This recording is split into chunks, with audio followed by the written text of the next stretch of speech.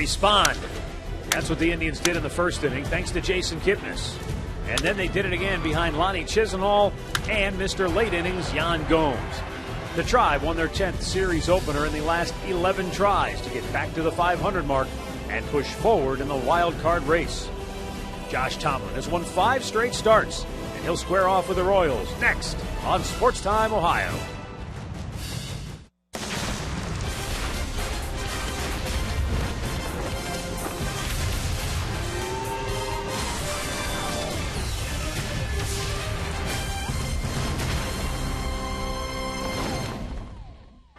It's another gorgeous day on the lakefront. In downtown Cleveland, Ohio, we greet you tonight from Progressive Field, where the Indians continue this 4-game series against the Kansas City Royals. Hi again, everyone. Matt Underwood alongside Rick Manning. Last night, the Indians won their 7th consecutive series opener, and they did it thanks to Lonnie Chisenhall, who, if you go back to June 7th, he was sent to the minor leagues as a struggling third baseman, batting just .209. Since coming back, Rick, he's a rock-solid outfielder, hitting the ball all over the place. He looks like a different player, to be honest with you, and Lonnie has adapted to the outfield very well, making some nice running catches.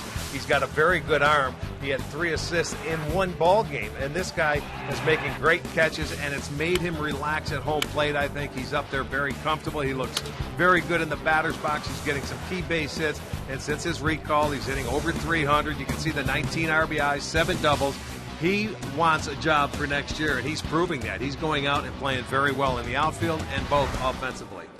Well, over the last couple of years, Josh Tomlin has sort of been the forgotten man as far as Indians starting pitching is concerned, but you have to wonder, where would they be without him right now? He's won 5 consecutive starts. That's the second longest active streak right now in baseball. Well, he was filling in for Cody Anderson, and I'll tell you, he has done everything in his power. He's gone out and he's had great command and great feel of the baseball. He's kept hitters off stride. He's moved the ball inside, outside. He's changed speeds. He's had a very good cutter, and he's had a great curveball. Left-handers hitting just 110 off him. He's very tough with runners on base, and 11 of the 13 runs he's given up has scored on the long ball when he's made a mistake.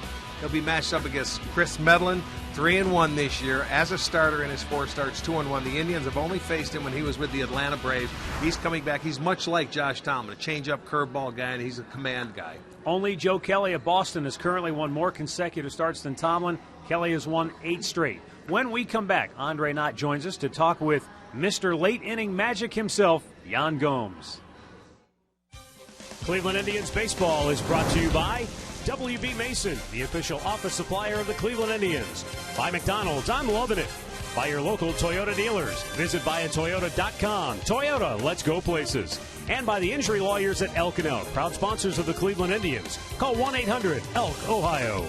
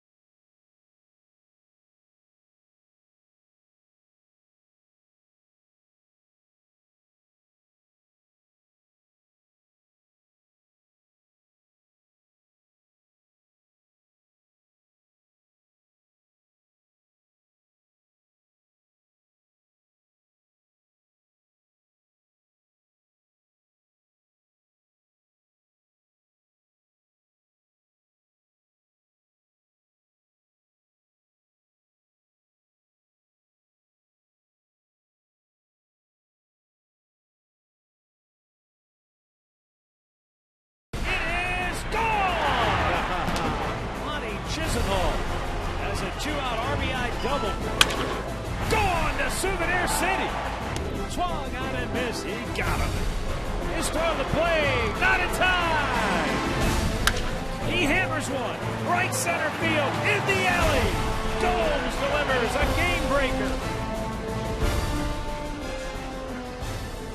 And we welcome you inside Progressive Field. It's game 2 of this 4-game series between the Indians and the Kansas City Royals. Tribe has won 7 out of 10. They're back to 500 at 71-71. Royals have lost 8 out of 10, and they're 84-59, but still a comfortable 9-game lead in the Central Division. One of the keys for the Indians' resurgence of late has been the offense, and specifically clutch hitting. A lot of 2-out RBI hits for the Indians. 2-out runs in 21 of their last 24 games. But when you want to talk clutch, you have to talk Yan Gomes, who from the 7th inning on is batting .350 with 8 homers and 24 ribbies this year. Andre Knott caught up with Gomes before the ballgame. Jan, as the team continues to play good baseball, I think a lot of people look at the numbers and they look at what you've been able to do swinging the bat late in the game. Is there anything different you're doing after the 7th inning in these situations? Honestly, it's just a matter of being put in some type of situations. You know, early in the game, I get put in those situations, and I guess, like you said, by the numbers, I don't seem to do as well. But it's almost just a making an adjustment and trying to relax once the end of the game comes around. And you know, I seem to get some big base hits, and it's just a matter of just trying to do one simple thing, you know, throughout the game.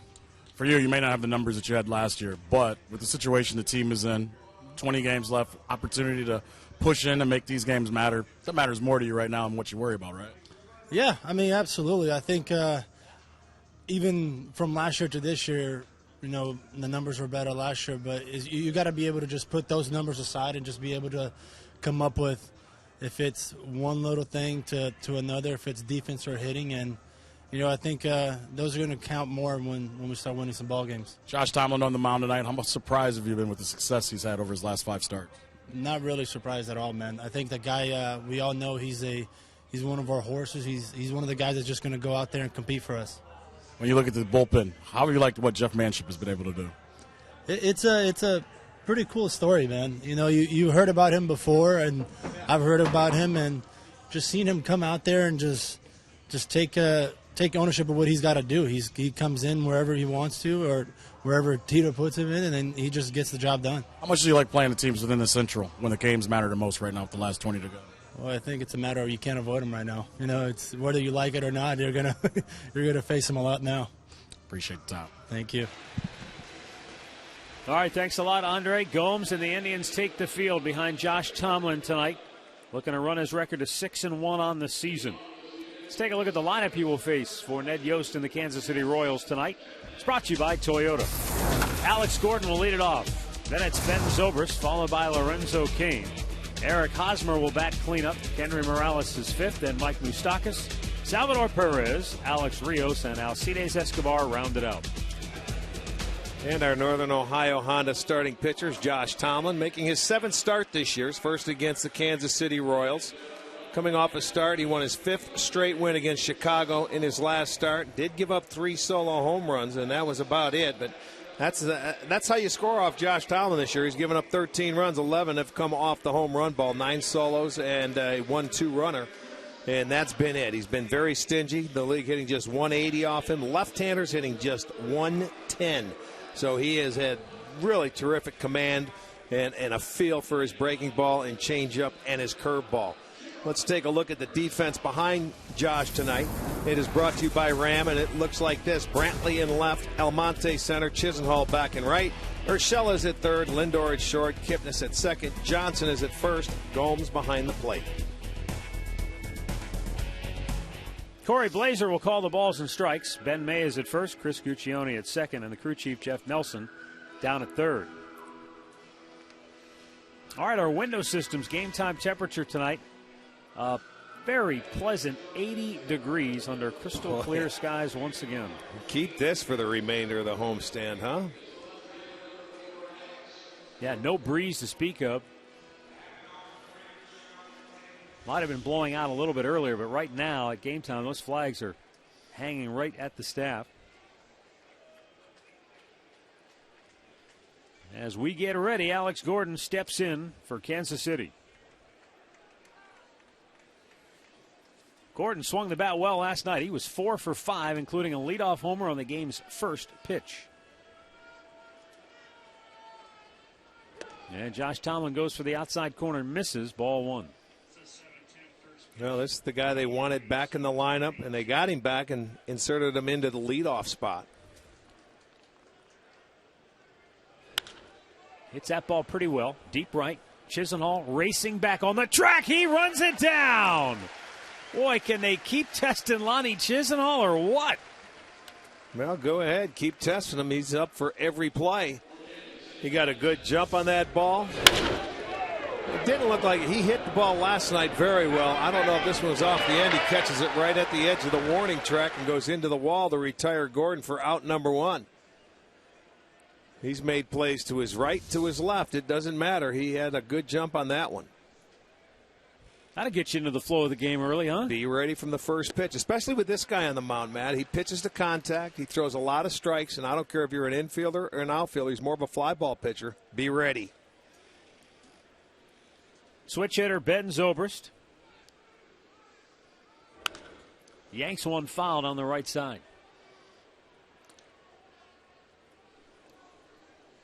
Here's a guy, Tomlin. He's walked 3, struck out 38. So this guy, he makes you put the ball in play. He's not going to give you any free passes. If you hit your way on, it's fine with him. Fouled back, 0-2. He has done a wonderful job against left-handers to this point. That cutter on the inside part of the plate.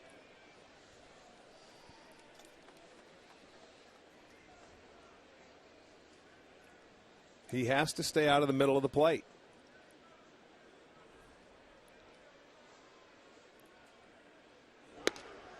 Wow. That looked like strike 3, but apparently just missing the strike zone. Zobrist gets a reprieve on a pitch that wasn't more than a ball off the plate. Well, it's a pretty good pitch right there. Slow breaking ball. No. Yeah, when Josh misses, he doesn't miss by much.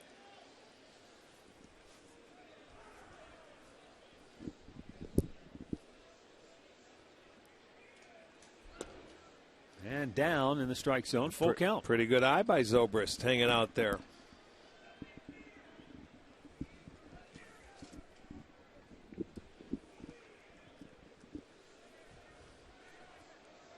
Now Zobrist steps away. Can't hit with something in your eye.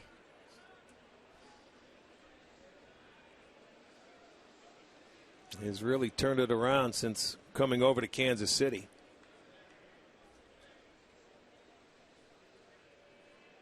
Payoff pitch. Hit well. Center field. Almonte, a long run back. He'll make the catch on the warning track. And there are 2 down. So a couple of loud outs to start. That's all right. Fly balls, they're ready. Keep them in the park. Let your outfielders get their running in. Keys to the game brought to you by Wayside Furniture. Just pitch, baby. Yeah, why not? Just pitch. The way he's been pitching. And offensively for the Indians, take the up-the-middle approach against Chris Medlin. Well, Medlin's going to be the same type of pitcher that Tomlin is, with the off-speed pitches and stays away from a lot of hitters. Lorenzo Cain went 2 for 5 last night. And he swings to the first pitch, drives one toward right center field. Lonnie Chisenhall into the gap, makes the catch. 3 fly ball outs. The Royals go 1-2-3. And the Indians are coming to bat.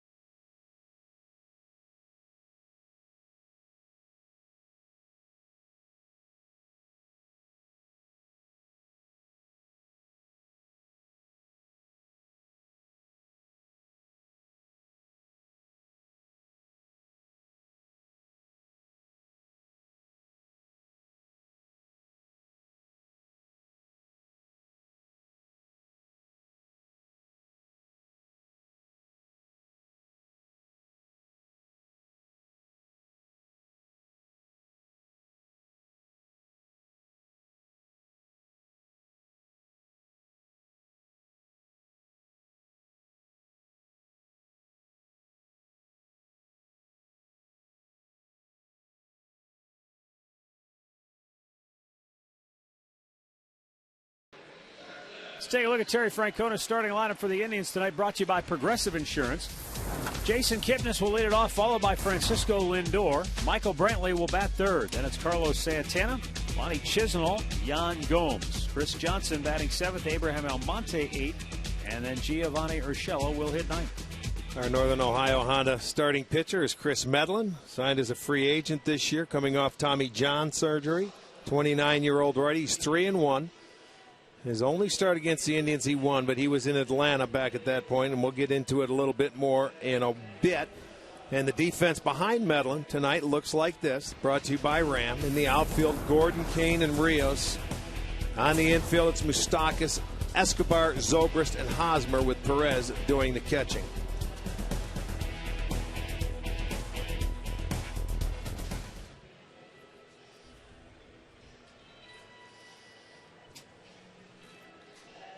Well, good for Josh Tomlin to hold the Royals off the board in the first.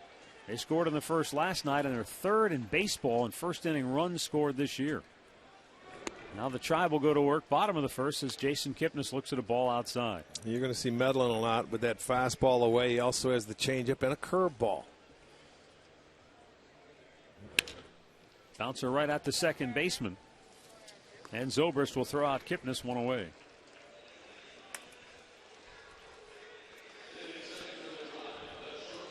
Medlin coming off a no decision against Minnesota, where he went 6 innings. Actually had a no-hitter going into the 6th until Kurt Suzuki hit a leadoff home run. Was the first hit, and they added a couple more after that, and that was it for him. He left trailing 2-1.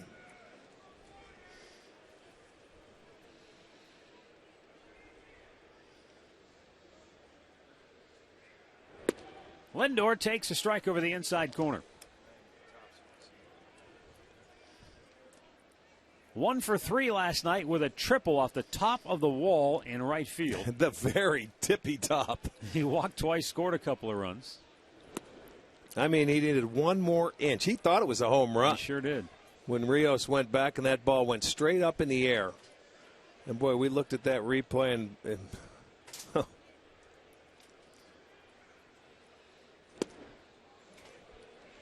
2 balls and a strike. Yeah, he missed by an inch. But it gave him a triple.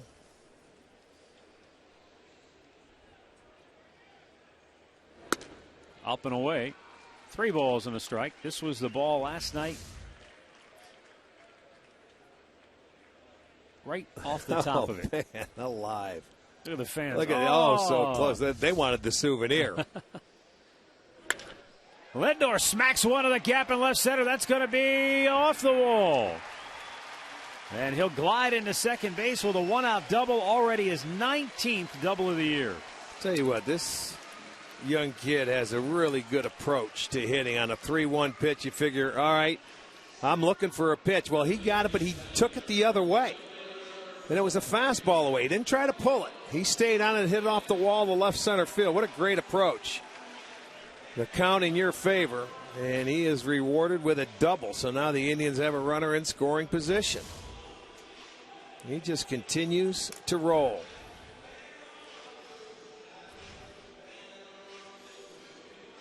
It's going to bring up Michael Brantley, who's 1 for 2, or who was 3 for 5, I should say, last night with a double.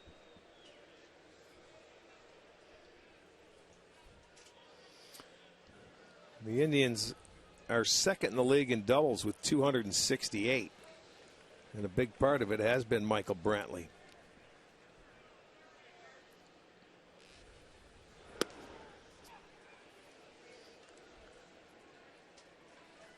Brantley leads the league with 44 doubles. He's tied for second in the league in batting average at .320 with Xander Bogaerts of Austin.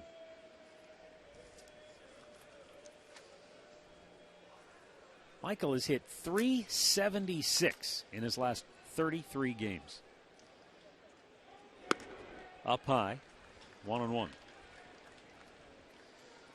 Well, didn't we see him get into August with a .400 batting average for the month of August? I mean, since the All-Star break, he's been on a tear.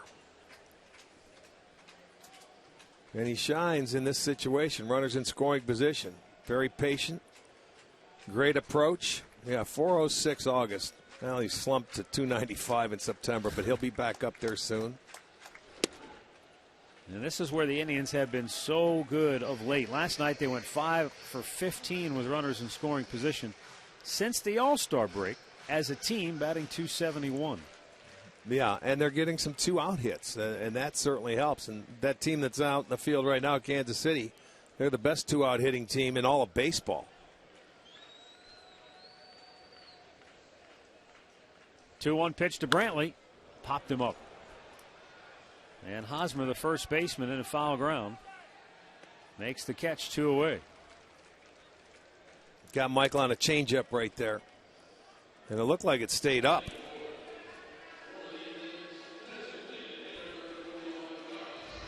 He has a terrific changeup, but this one, it's not where he wanted it. You see where the glove of Perez had to come back, and Michael just got under it. A little upset there. Well, now we'll see if they can come up with that 2-out run. You were just talking about it. They've scored a 2-out run in 21 of their last 24 games. And they've gone 16-8. Yeah, they were on a streak where they did it in, 12 straight games this year, recently. Makes a big difference when you can knock a few of those in.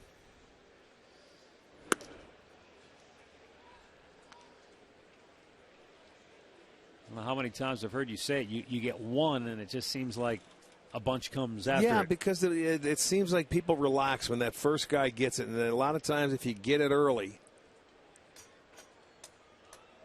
they get it rolling. Gives them a little confidence. Curveball misses. Sometimes the longer it takes, the more the pressure builds and the harder the hitter tries to get them in, especially early in the year when they weren't scoring runs. And it seemed like they were down early a lot.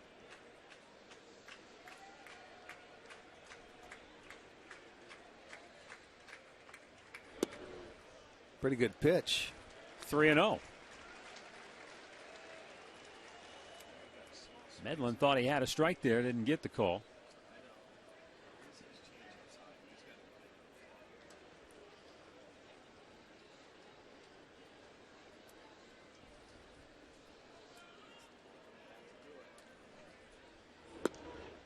That one caught the zone. And it's 3-1.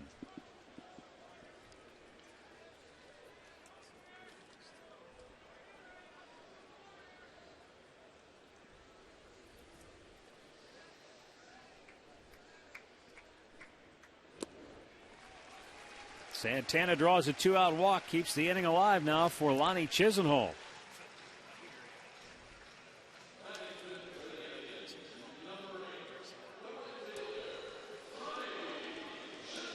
And he has been in a really good frame of mind of late. Offensively, defensively, you name it.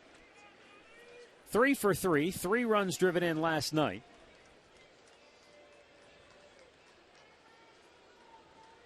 And batting .333 in the 36 games he's played since coming back from the minor leagues. Low, ball 1.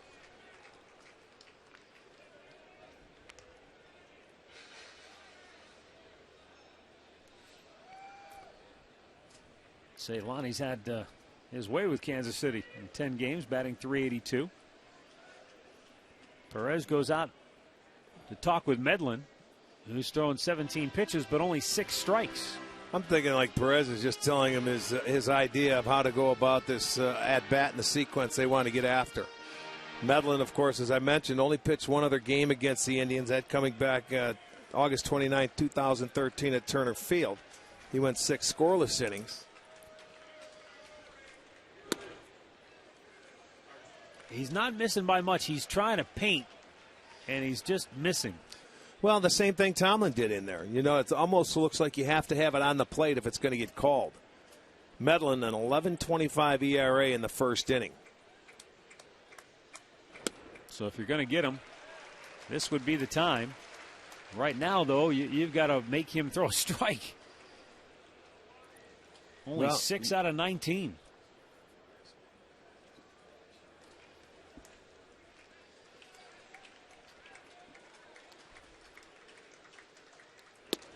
taking all the way. There was a fastball in there, and he figured he'd be taking. See if he comes. His pitch, his money pitch, I think, is his changeup. He likes to come with that pitch here on a 3-1 count against the left-hander.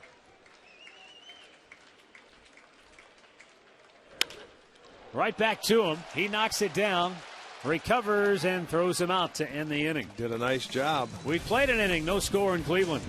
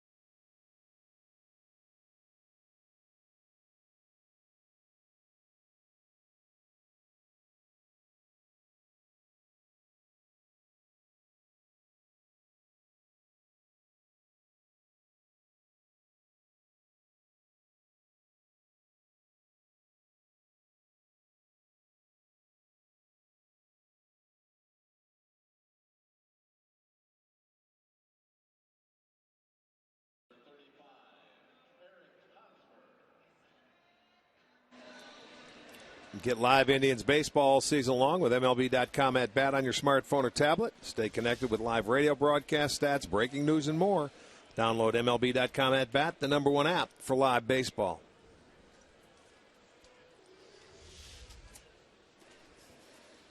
Eric Hosmer leads off and drives the first pitch into right field for a single. Boy, he likes that first pitch if he can get it to it. They did a good job against he and Morales last night. But there it is. The fastball is down, and he pulls it in the hole. Hosmer and Morales last night, they were 0 for 7. 1 walk and 5 strikeouts between them. But the pitching staff, mostly Carrasco, 32 pitches that they saw, and 22 of them were strikes.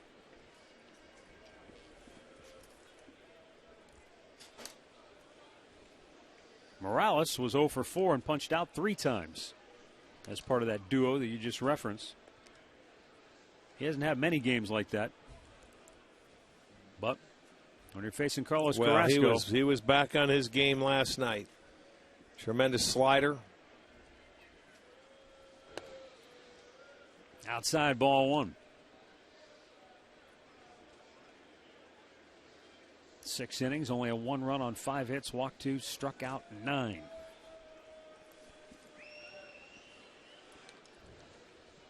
I noticed this year Josh has thrown a lot more to first base than he has in the past. I mean, he's always done a nice job of controlling the running game and watching runners, but he's thrown to first base more. Maybe because his arm feels better. I was thinking the same thing. Good strike pitch to the inside corner. Morales was pulling back away from it. He gets on that plate and he likes to cheat down and in. That's how you can get him if you have that cutter in there. And that has a little movement coming back on the inside corner.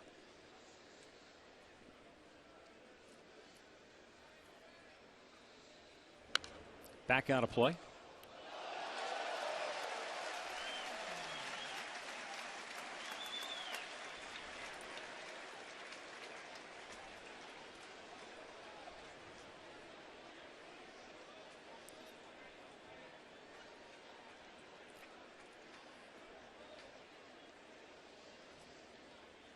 17 homers, 101 driven in for Morales. Just a solid season. You know, you figure he'd probably have more home runs in 17 if he played in a smaller ballpark. Kansas City, one of the biggest parks in the league.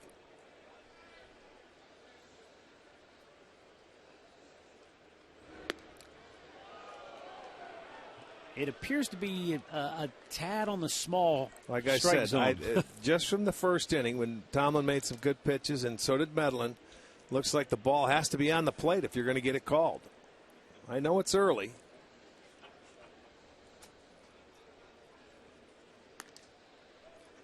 Lots been made of Kansas City's struggles of late, and they've lost 8 out of 10, and certainly a reason for concern. You don't want to go down the stretch kind of whimpering. You want to finish strong. Yeah, like they did last year. But people look at the numbers and say, well, it's the pitching has been the problem. They're allowing 6.6 runs a game in the month of September. The bullpen's ERA is up in the second half, but the offense isn't exactly perfect. They've scored 2 runs or less in 5 of their last 10. And last night they only scored 3. Yeah, it's a combination. Yeah. But you know what people are talking about? Yeah, they got a comfortable lead, in the Central, which they do, and they're going to win the Central. But they got to worry about Toronto catching them. It could be home field, throughout the playoffs, if that's the scenario, because now Toronto just 2 games behind them. Yeah. Kansas City 84-59, the Blue Jays 82-61, and both teams play very, very well at home. Blue Jays 47-25, Kansas City 48-27.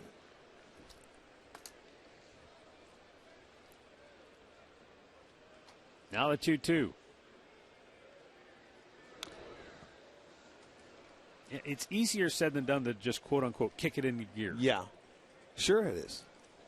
You look at this Kansas City staff, and throughout the year, their starters went probably the fewest innings of anybody, for the first 4 months or so. And that bullpen, it got its work.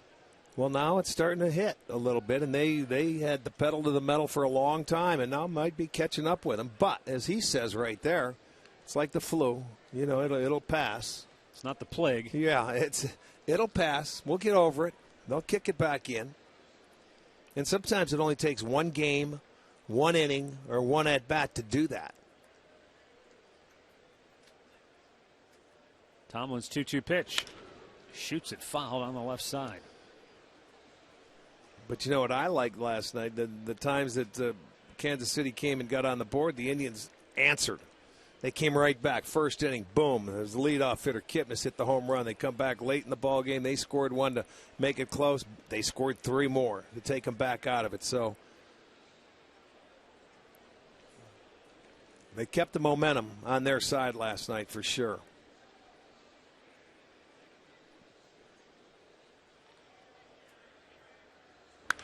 Whoa. Down into the right side, into the seats. So Morales has fouled him left. He's fouled him right. It's about all he could do with that pitch in off the plate. If you're going to hit it hard, you've got to hit it foul.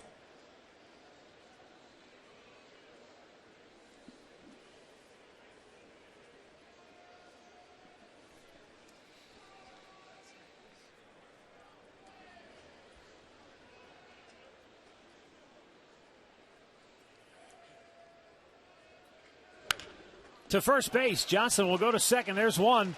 Back to first. Double play. That was Giovanni Urshela over it, covering the bag at second. So that'll go 3-5-3 on the double play. Well, a nice cutter in. It is here, and he hits it right at Johnson. 1 hopper, plenty of time to give a good throw to second base, and an easy play to get back to first and get the double play.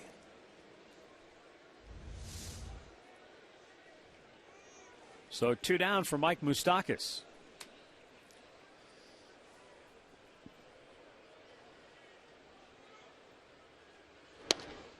Checks on a ball outside.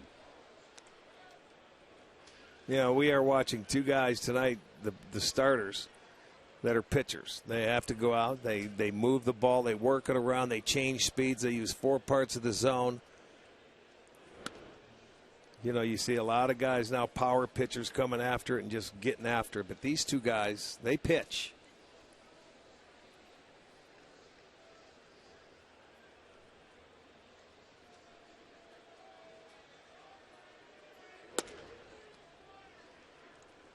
Three and 0 to Moustakas.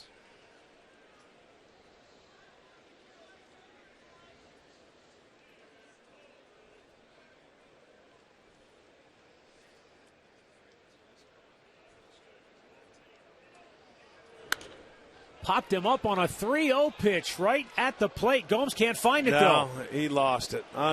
Unfortunate. He needed help right there. And, you know, when you have the mask on and he didn't pick it up as soon as it went up on the 3-0 pitch, I don't know if Josh saw it or he would have been coming in to try and take it. Watch when the ball goes up. Watch Gomes. He doesn't know. He's looking for help. Where is it? I don't see it. See, then Tomlin comes in. It's a little too late. He would have had to recognize that. They would have been able to get out of that inning on that 3-0 pitch right there if he was able to see it. You can't catch what you can't see. Now the 3-1. And that's tagged deep center. Almonte back on the track. He doesn't make the play. Short-armed it right in front of the wall, and Moustakas glides into second base with a 2-out double. He didn't know where he was out there. He got close to the wall and he was drifting back. He felt the wall. He didn't get back to the wall. And as a center fielder, you've got to get back to it first and then take a peek up. Watch as he drifts. See, maybe he lost the ball. Yeah. It's twilight. All right, folks. He didn't see the ball. I take it back. You stay with it. Look at his hand up. I don't see it. Now he picks it back up and it's too late because it's near the wall, and he feels a little. It's a weird feeling. He thought he was going to hit the wall. He didn't take a chance to see it. So the infielders better start pointing with a ball in the air. It's that time of night and that time of year. So Moustakas catches 2 breaks and 1 at bat. Yes, he did. He hit the invisible ball. On a play by Salvador Perez. Who was it here that had 2 doubles with balls lost in the sun? Carlos Santana. Oh, remember the sun balls? In one game. And that was against Anaheim, against the Angels. Yes, it was. Calhoun and Trout lost them. Well, that wild pitch puts Moustakas at third. First wild pitch this year for Tomlin. Little curveball, wanted to bounce, and he gets the swing because this guy will swing at anything. He's had great numbers against Josh Tomlin. He just figured he's going to throw everything up there for strikes. He's 7 for 9 in his career, so you may want to keep bouncing him if he wants to swing. The 0-2. He punches it into center field for a 2-out RBI single, and the Royals take a 1-0 lead. Well, he told you Kansas City, the best at it, with 2 outs. And usually the 3 culprits are Lorenzo Cain, Morales, and Hosmer. But this guy joins the crowd. How about that? Should have been out of the inning twice. And then you end up getting him up a 2-out run on a breaking ball away that this guy could reach. So good 2-out hitting. Kansas City plays from in front. So Alex Rios steps in with a runner at first and 2 down.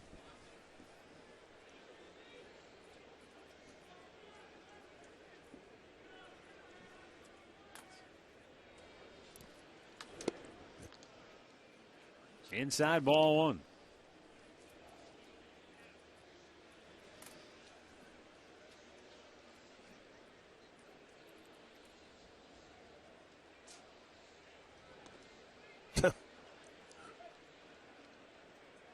He's saying, what is he doing? I'm on the base. And where is he going? He has 1 stolen base. And that was it. It was probably on a 3-2 pitch, where the guy went from a full windup.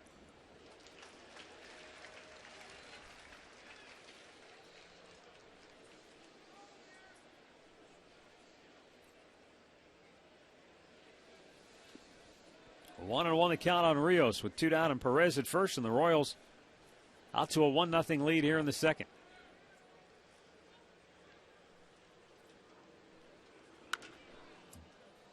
Foul out of play to the right.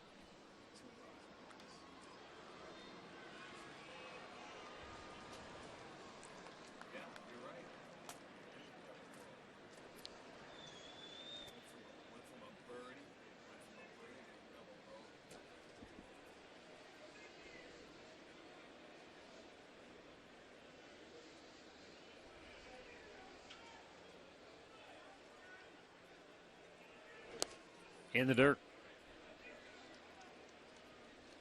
2 balls, 2 strikes.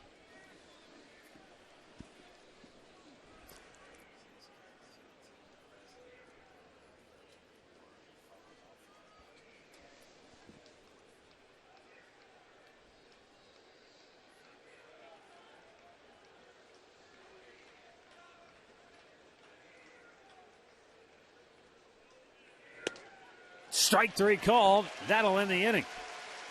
But Salvador Perez puts the Royals in front with a 2-out RBI single. It's 1-0 Kansas City, middle of the second.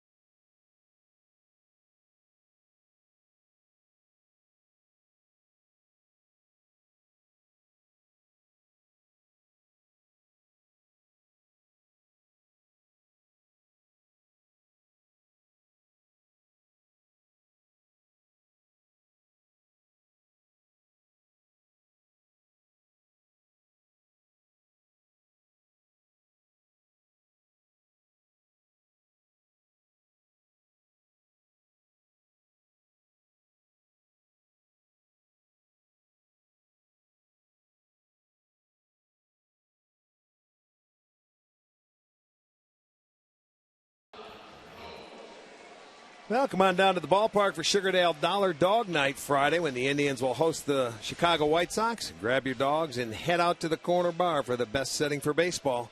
Visit Indians.com for your tickets.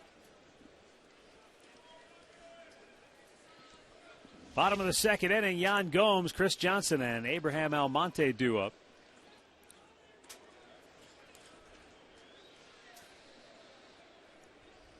Yan Gomes was 1 for 4 last night with a couple of driven in. Takes a strike at the knees. And now he's saying, oh, wait a minute. My guy didn't get that call.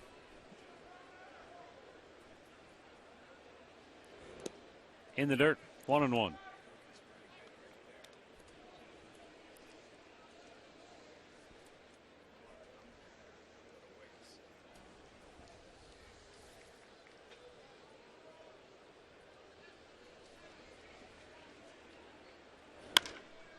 To short, in between hop for Escobar, but he fields it cleanly and throws him out, 1 away.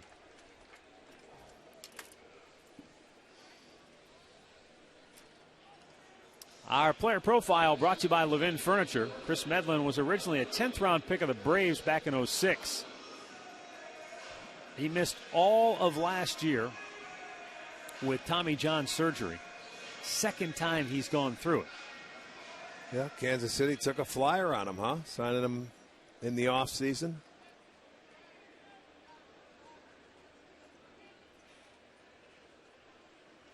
You know, he had the surgery in 11, and when he came back in 2012, he was dynamite. He was 8-0 with an 0.76 ERA in his first 10 starts.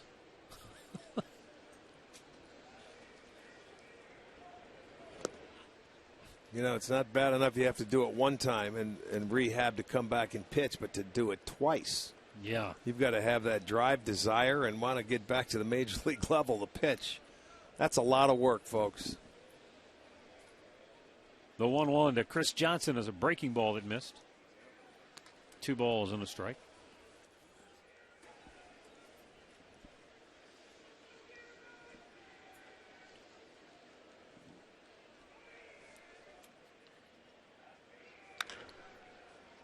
To third, where Moustakas sets and fires. 2 down. I mean, it's almost become a given because how well they've perfected the surgery with the Tommy John that, okay, you blow your ligament, you put get a new it repaired, one in there. you come back in a year or so, and you're good to go. Year and a half, right. The statistics aren't foolproof, though. I mean, not everybody comes back and is as good as they were before, if not better. Right. Some guys come back, but not quite as good as before. Maybe don't last. How about some guys never come back? Our buddy Brian Anderson was talking about that. I mean, he had it like this guy. He had it a couple of times. Right. And he was never able to come back. There's no guarantees once you have that surgery. No siree. Even with the great advances in medicine.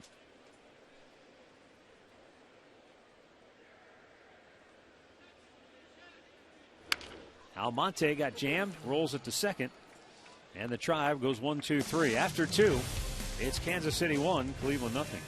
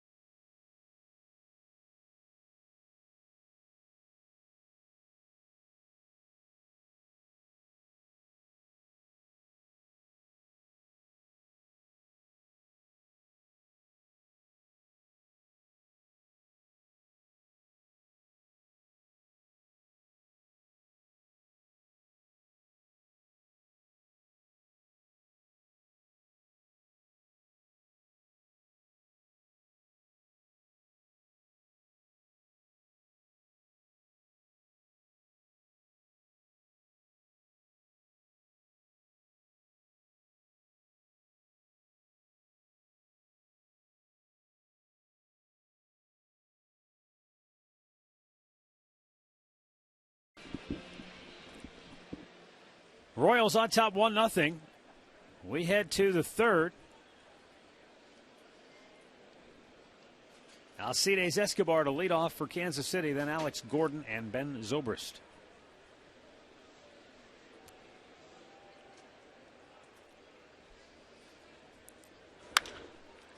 To right field. Back goes Chisenhall, still going back. Reaches up, makes the catch, and slams into the wall. Hangs on for out number 1. That's his nightly catch. That's the second one. Now they tested him to his right. This one goes to his left. It didn't look like he had it cleanly in the glove when he went into the wall. This is going to be our McDonald's. I'm loving it. He goes back, jumps up right at the end, and able to hold it. I'll tell you what, he's really putting on a clinic out there. That was a great catch. It wasn't in there cleanly. He keeps passing every test. Well, I'll tell you, he's. It looks like he's been out there for years. That's all I can say. Alex Gordon taking a called strike. He looks very comfortable going either direction.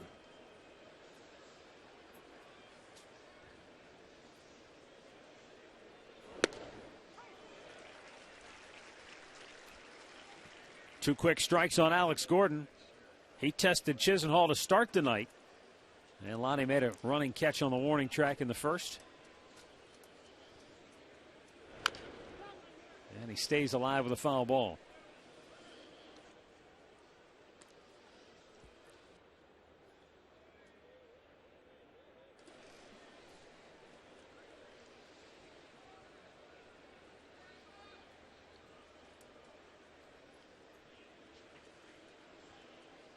Now the 0-2.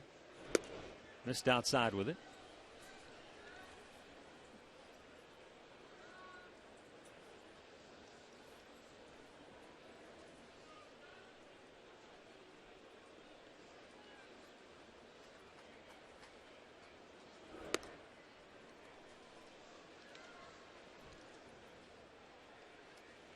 That curveball has been a good pitch for him. He's been able to throw it for strikes. Tonight, he's just missing with it. Well, he tried to hit the outside corner and come in from the back door.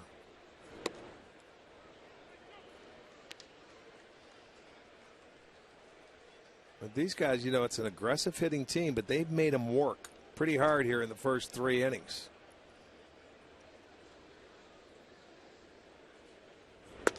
Struck him out. Good breaking ball outside corner. Just took a little something off. Second strikeout. I'm not sure if that was a cutter over the outside corner. But it's time now for our AT&T U-verse Rewind. Lonnie Chisenhall on Sunday night. Going to the backhand side. That was beautiful. Now he's going to right center again. That was back in the first inning. This is the play right here. Man, his glove side. He was running so fast you can't jump. You know, you just have to leave your feet to go up. He was on a dead sprint. Ben Zobrist fly to deep center in the first inning. Yeah, you've got now you're just starting through the second time of this lineup, and you've got 5 of the Kansas City hitters already that have seen 5 or more pitches.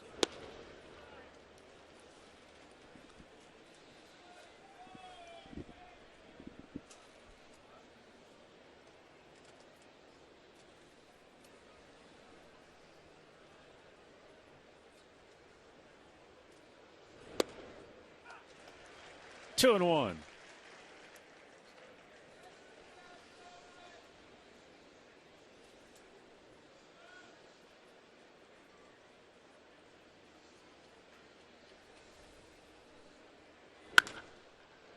Backhanded by Kipnis. Throws him out. Josh Tomlin works a 1-2-3 third inning. 1-0 Kansas City.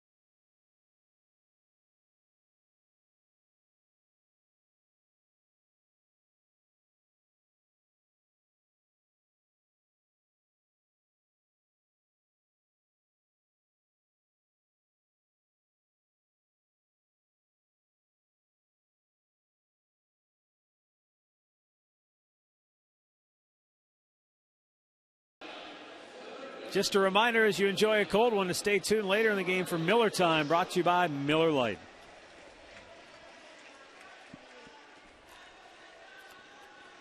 Kansas City with a 1-0 lead. For the Tribe here in the bottom of the third, it'll be Giovanni Urshela, Jason Kipnis, and Francisco Lindor.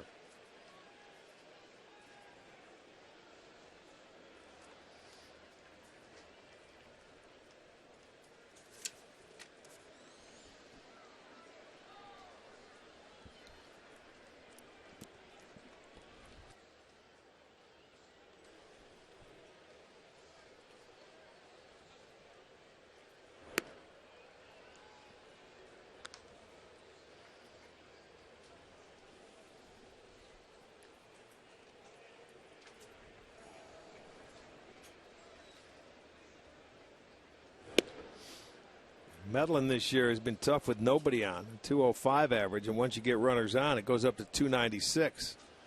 Where Tomlin's the opposite. Boy, he's with runners on, 061. Out of play right side.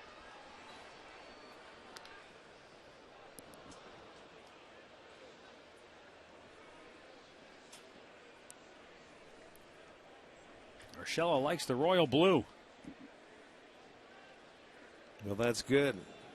He's going to see a lot of it in the coming years. Exactly right. Yes, he is.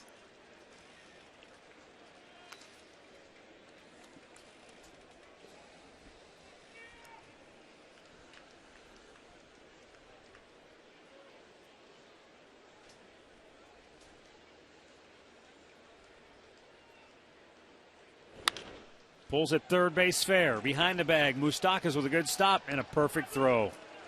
Yeah, it's a really nice play there where he set himself, didn't rush it. That ball had to go right over the bag. Sure looked like it. I mean, it went right over the bag, and he's in foul territory. And watch when he catches it, he just says, okay, I got plenty of time.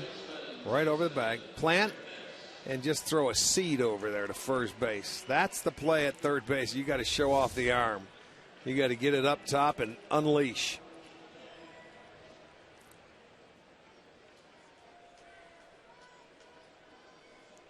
One away for Jason Kipnis. Moustakas was looking into the Indians' dugout, hearing it from some of their players, and he's kind of hanging his arm down by his side, dangling it. You get to this point in the season, middle of September, and you feel those throws, I'm sure. Oh, you betcha. You don't want to have to make a bunch of those consecutively in a game if you don't have to. Of course, Mike Aviles knows a lot of these young Royal players. They were just coming up and through the system when he was in Kansas City. The 1-1. Breaking ball on a bouncer towards second. Hosmer cuts in front. And the foot did beat Kipnis to the bag for out number 2. You know, that's one play.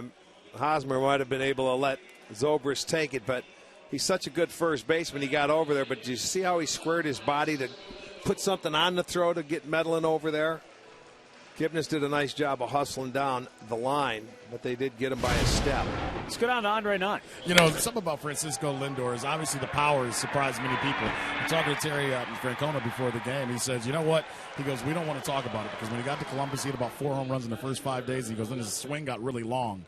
He goes, we like his swing. And they kind of compared him to Michael Brantley. They said at the end of the day, when he matures into his body, they don't want to put a number on it, but they think he may hit more home runs than we always thought. And with his double in the first inning, he's now third in baseball, guys, in the second half with 75 hits. Yeah, I mean, I agree with Terry. You don't want to talk about it, but his power has surprised me. How he drives the ball the other way, both sides of the plate, left or right. It has been surprising. Just looks to me like he's got terrific balance and he's strong. He's stronger than what you realize. Well, and he's only going to get stronger, you know, and he's going to get to know the league, but his approach has been outstanding. He stays to the big part of the field. Great at bat was the first one, 3-1 pitch. He got a fastball out over the plate. He didn't try to pull it and went to left center field.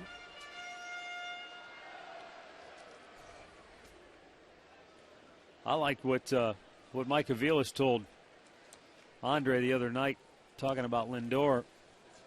He said, when I was 21 years old, I was still in college. This guy's in the big leagues and making it look easy. You forget sometimes. You start putting the age next to what he's done, and it's wow. To me, that's why I say I don't look at age, because sometimes guys are ready when they're 20, 21. Sometimes maybe a lot of guys are not, but there are players that are ready to go, talented. I mean, they were born to do it. When do most men mature? I don't know. Probably about 45, 50. Depends what you're talking about, mentally or baseball-wise. I still haven't matured. I'm 60. The 3-1 up the middle, and Lindor has another hit. He's 2 for 2.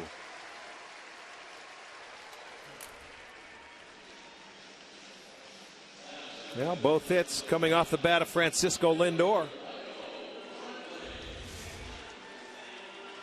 Stays close, and there's that two-seamer. He tried to run it away, and it might have been a little bit off the plate. But with his approach, he stays to the big part of the ballpark and gets another hit. I think you're close, by the way. You're almost there. Age-wise? Maturing. Oh, no. Give me a couple more years. Need a little more practice. Michael Brantley, the batter, fouled out to first base his first time up. He was not happy about it. Are you there yet? Someday. Well, I thought you said some days. Some days, yeah. Some days I am. Some days I'm not.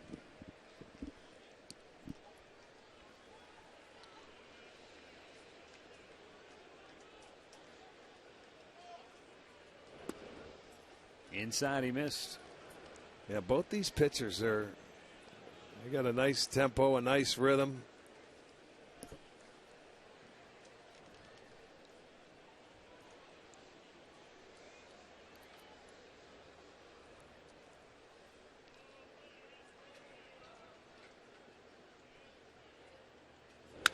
Brantley's to first base, and Hosmer gobbles it up. We've played 3. The Royals lead it 1-0.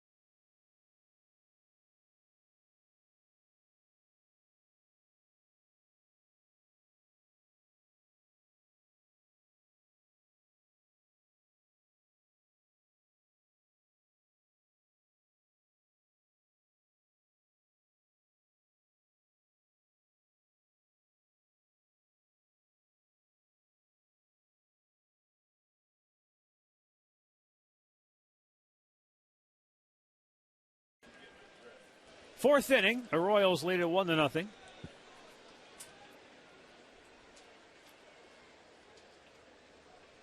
Lorenzo Cain, Eric Hosmer, and Kenry Morales due up for Kansas City.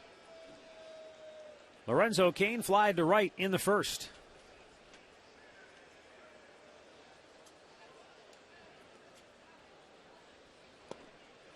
And a strike call.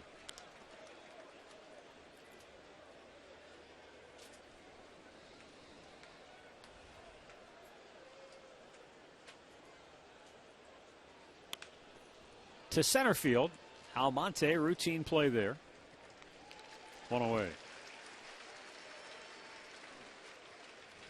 Our Kia in the driver's seat tonight features Josh Tomlin, who has won 5 straight. That's the second longest streak in the majors. Active behind Joe Kelly of Boston, who's won 8 in a row. I think Machine Gun Kelly's pitching tonight, too. He's down 2-1 early in his game against Baltimore. Corey Kluber won his last 5 to end last season. En route to the Cy Young Award.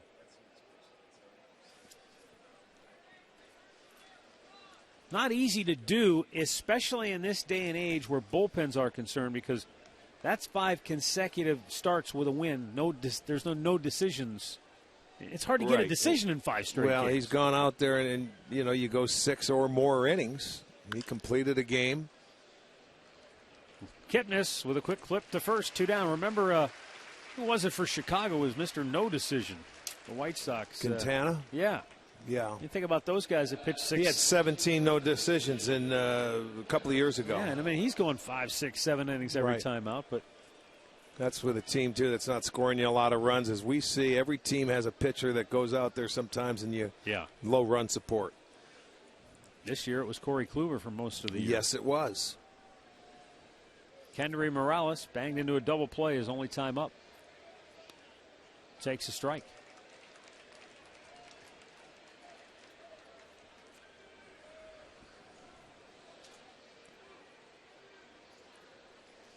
Although Cleveland starters have been good this year as far as going innings. They're up in the top 3 in the league as far as innings pitched. 2 quick strikes. Well, Rick, that's what's amazing to me. Remember last year we talked so much about Terry Francona and his use of the bullpen. Right. He went to the bullpen more than anybody in baseball. This year, Indians starters are 3rd in the league in innings pitched. Indians bullpen, 2nd fewest innings. Yeah. Well, what's that tell you? Those starters have matured quickly. Morales goes down swinging to end the inning. 3rd strikeout for Josh Tomlin. He has retired 7 straight.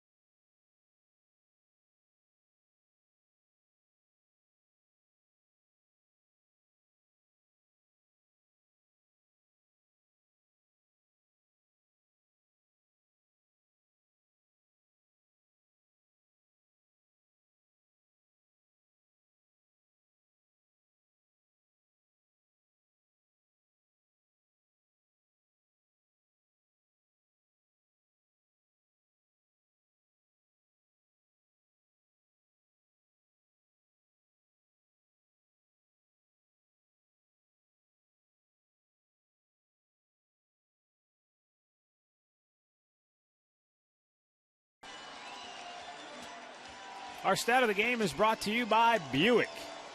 And the Indians' record since August 8th is 22-12. They've averaged 5 runs a ball game. They've clobbered 33 homers. Look at the average with runners in scoring position. Yes, indeed. That's been fun. I mean, you're averaging 5 runs a game with this pitching staff. You're going to win a lot of ball games. What's ironic about that number is that's when they made the trade. That's when they traded Bourne and Swisher. And I'm sure some people outside looked at that and said, well, that's it. This season's over. They've raised the white flag. Understandably so. But these young players came in and really infused a lot of energy into the ball club. And the new guys came in and have played very well, too. And I think the dynamic of the team changed. The easy thing is to stand pat and do nothing. The tough thing is, let's go. We've got to make some changes. We've got to look to the future. We've got to make something happen. And you know what? It has. So it's been a great thing. There's been a feeling, and I think the people sense it, that they're baseball fans. You watch this team play. Hey, look, they're not a bunch of big names. There are a lot of young kids that are trying to make a name for themselves. But they come out here and they play the game with a little enthusiasm the way it's supposed to be. And who cares how much money who makes or who you're playing or what you're doing. You go out and you play the game and you have fun. That guy sitting in the middle of the screen right there has about as much fun as anybody playing the game. He's the youngest kid on the field. The 2-1. And Santana doesn't like the call. It's 2-2. You know what? We watched this Kansas City club grow up. It took them a couple years to mature. They finally kicked it in gear last year. You know, they were hovering around the 500 mark after the All-Star break, and they went on and they went into the playoffs, and, you know, they went on a tear where they didn't lose in the playoffs. Then they got to the World Series, and they were, you know, 1 out away from winning it. And that sent a shockwave around. That changed the whole organization. And they were down for how many years? 28, 29 years. Santana fouls it off. You know, they're trying to win the division for the first time since '85. So, hey, you got to start somewhere. And the Indians have a pretty good head start with their pitching, because that's what every ball club wants, is starting pitching. They've got some great young arms. 2-2. You have to have some offense. Sure but you do. You can't win with just 9 sluggers and no pitching. No, you can ask a few teams out there about that. Yeah. I mean, up until this year, go look at the Toronto Blue Jays. They could hit home runs. They could slug you, but they couldn't win. They were around 500. That is the key to this game, is the guys in the center of the diamond. And you know what? If you go out and try and buy one, it's going to cost you $20 million. 500 pitchers nowadays make 10. Santana ropes it in the right field. Zobrist gets up and throws, and he got him. Are you kidding me? That was a dynamite play by Ben Zobrist. That's like that's like a pitcher getting thrown out by the right fielder right there as deep as he was. It happened today in Pittsburgh. I saw that. Watch this. This ball is hammered. Zobrist comes up with it and then gets up quickly enough and gets enough on the throw to get Santana. Wow, the shift pays off there.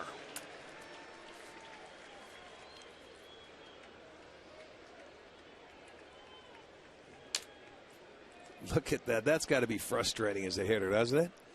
You hit a line drive bullet, and there's Medlin. He appreciates it. That's a great play.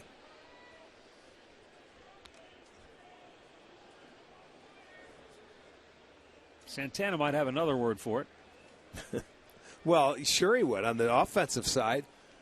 That's why I say that side of the field you can hit change-ups and get base hits. That's a little better, isn't it? Hosmer will take it himself. 2 quick outs.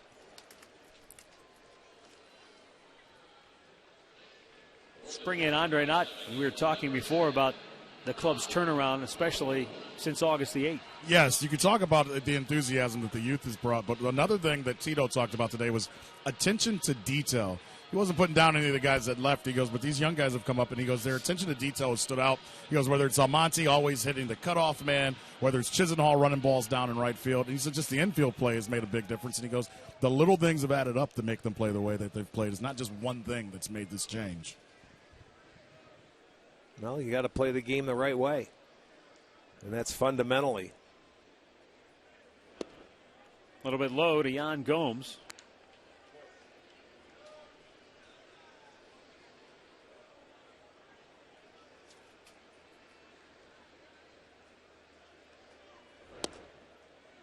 Now,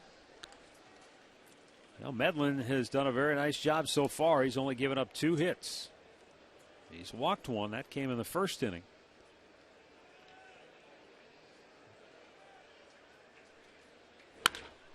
There's a smash to short. Diving stop by Escobar, and he gets up and throws him out. Wow.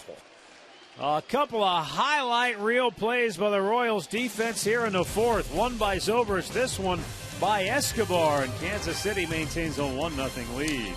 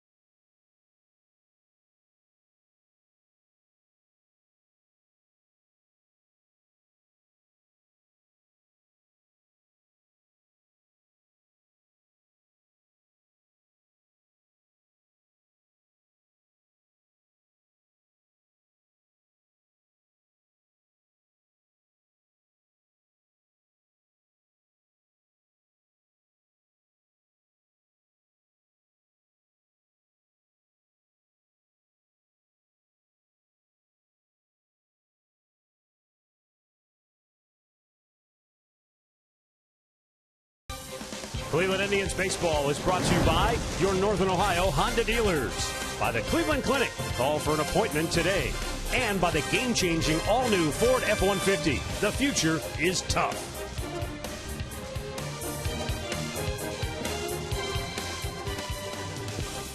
Fifth inning, and it remains a 1-0 Kansas City lead. Mike Moustakas, Salvador Perez, and Alex Rios will come up for Kansas City.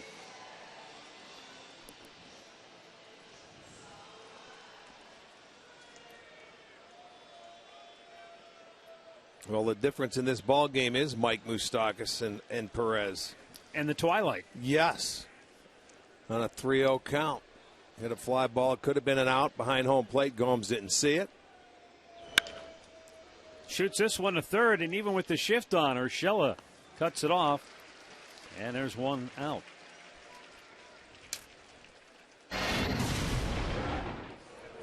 There we go, the 3-0 pitch. There's Gomes. I don't see it. Where is it?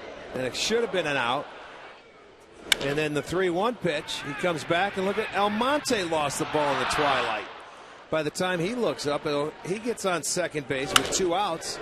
And then on an 0-2 pitch, Perez continues his hitting against Josh Tomlin, and that's the game's only run. This should be a 0-0 game. That pitch snaps a streak of 10 straight strikes thrown by Josh Tomlin. He's retired 8 in a row.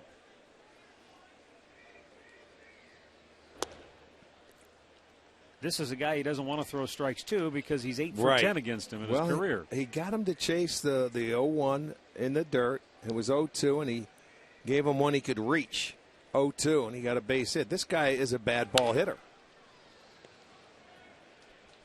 Urshela takes his time.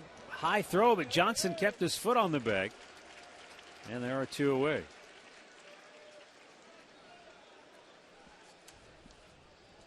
Well, the Tribe is still in the postseason hunt, and you can be here for the final push.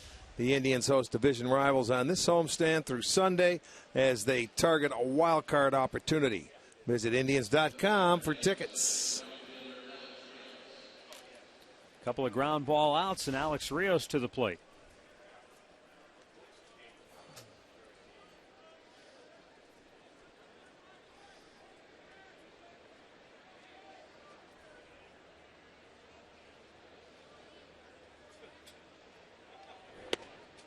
Missed inside, ball 1.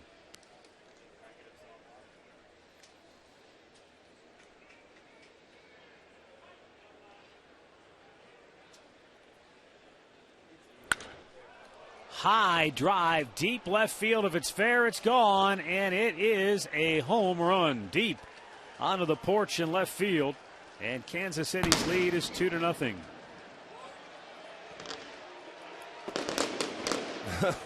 They started the fireworks. Whoops.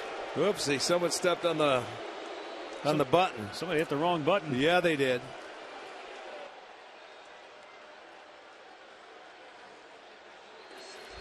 Well, it's another 2-out run for Kansas City as Rios hits his 4th. Right down the line, and no doubt, a matter of it just stayed fair, and it did.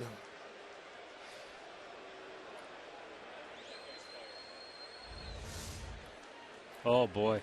That guy wants to hide so bad. Can't hide, pal. We got good cameras here.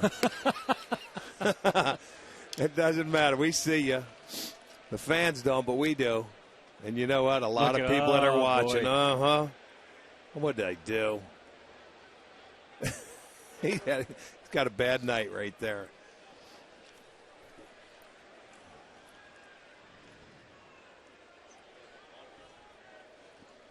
Alcides Escobar fly to deep right his only time up.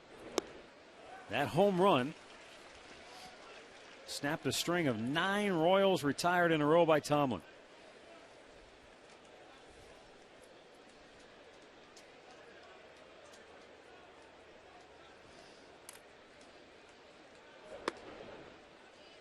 And in typical Josh Tomlin fashion, I mean, 11 home runs this year, 10 solo shots.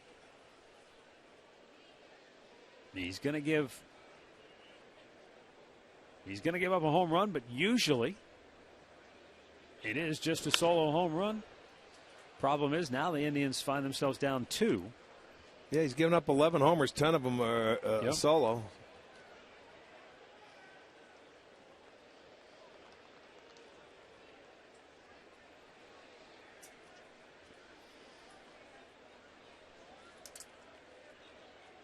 Now the 2-2 offering.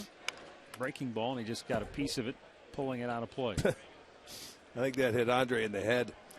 Did you hear the conk? Or the microphone. He's trying to hit it.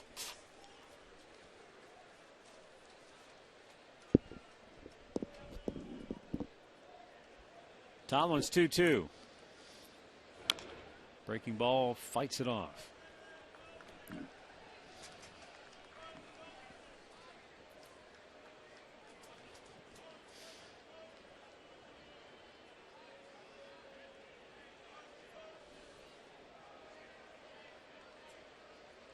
Eighth pitch of the at-bat coming up.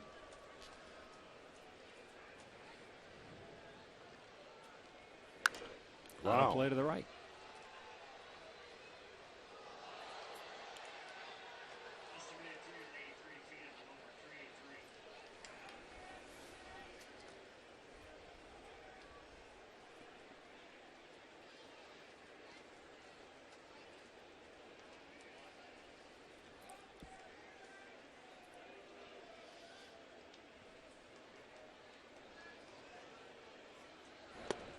Paints the outside corner with a fastball to end the inning. But Alex Rios launches one to the porch and left, and the Royals lead is now 2-0.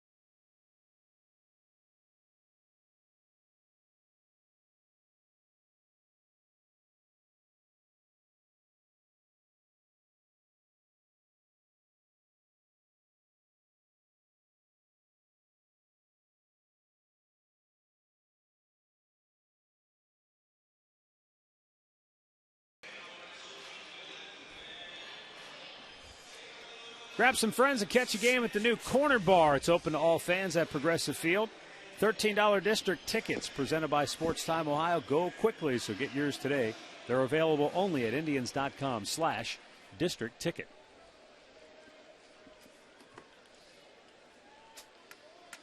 Bottom third of the order for the Tribe here. Chris Johnson, Abraham Almonte, and Giovanni Urshela.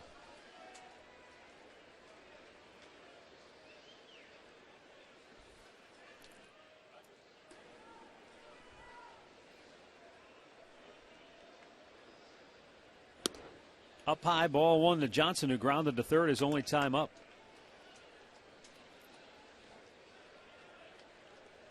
See if they can come back and have a response for Medlin here. The only guy with a hit tonight is Lindor. He has both of them.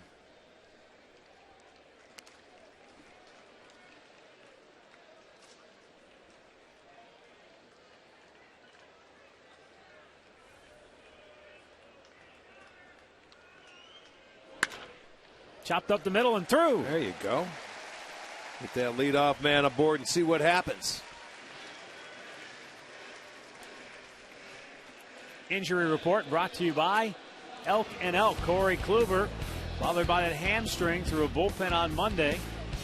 Took pitcher's fielding practice today, and it sounds like he will take the mound Thursday against Kansas City. Andre has more. All is a go for Corey Kluber. As you said, he went through a bunch of workouts today with the trainers. They just wanted to make sure he could do everything that they needed him to do. He's good to go on Thursday. Doesn't look like he'll have a pitch restriction either, because it's only been a couple weeks, and he's been able to throw and run in the pool since the injury occurred in Toronto. He's a horse. That little 2-week stint might have did him some good. Let's hope so, because they're going to need him going down this stretch. Yes, they will. They're going to have to win every game they can. Abraham Almonte grounded out his only time up. Leadoff man aboard here in the fifth for Cleveland. They're down 2. And he swings and misses. It's 0-2.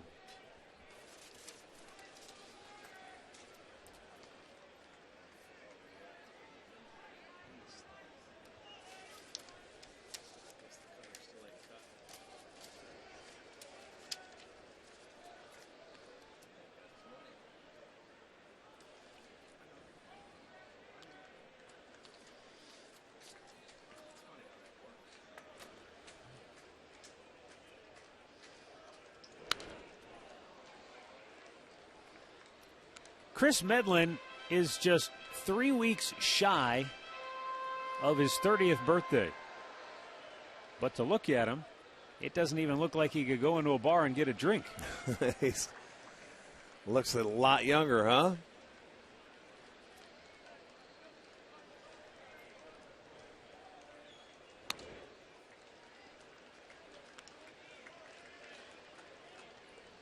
One and two the count here on Almonte.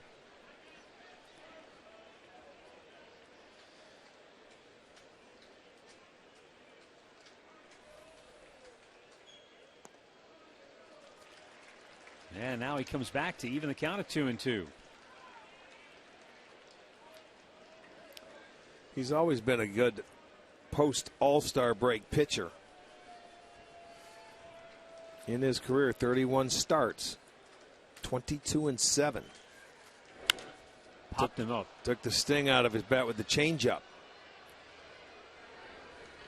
1 away.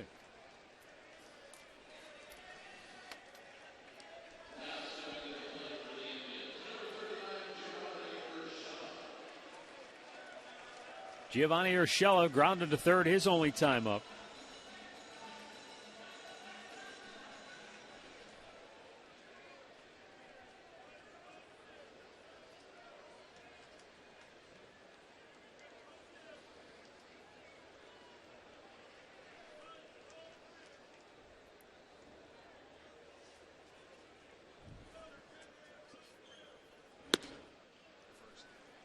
Fastball misses for ball one. First time through the order, the Indians had 1 hit. Second time through, they have 2 hits with Urshela batting at the bottom of the order.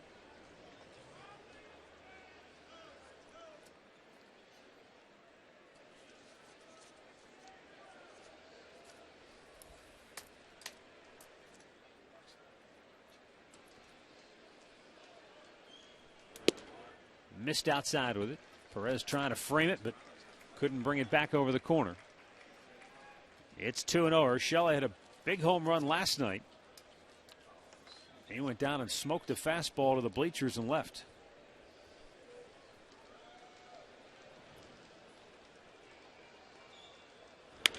Pulls this one over into the camera pit just by Andre again.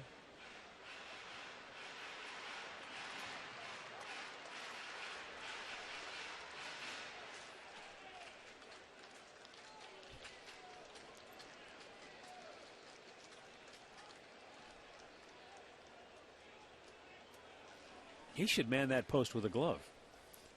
At times it would be wise. A glove and a mic. Deep center. Back is Kane. He's got a room, though. And on the front edge of the warning track, 2 down.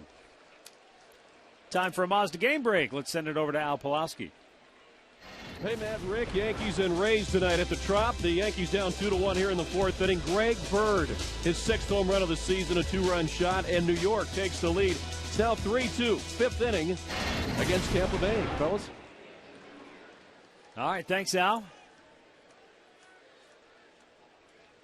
Texas has jumped on Houston for 4 in the bottom of the first, and they're still batting. Yeah, how about that? That was McHugh starting for Houston. Rangers came back and won last night. Just a half game behind Houston in the AL West now. Good curveball for a strike. Get me over strike.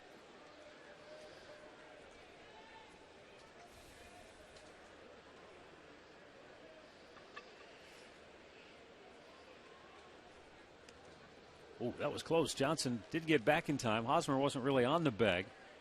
Funny thing is Johnson's not a base stealer, so they're paying close attention to him.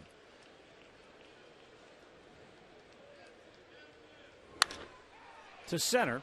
Again, Kane barely has to move this time. And the inning is over. No runs a hit. A man left. We've played 5. It remains 2-0 Kansas City.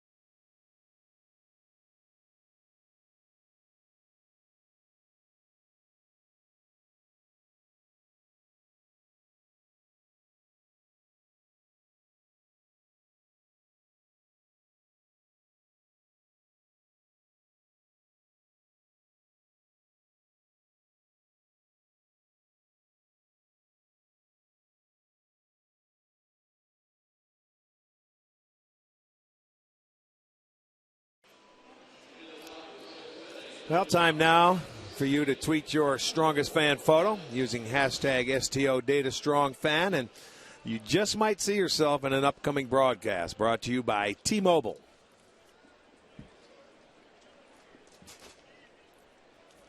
Coming back, 6th inning, still a 2-0 ball game. Josh Tomlin coming out.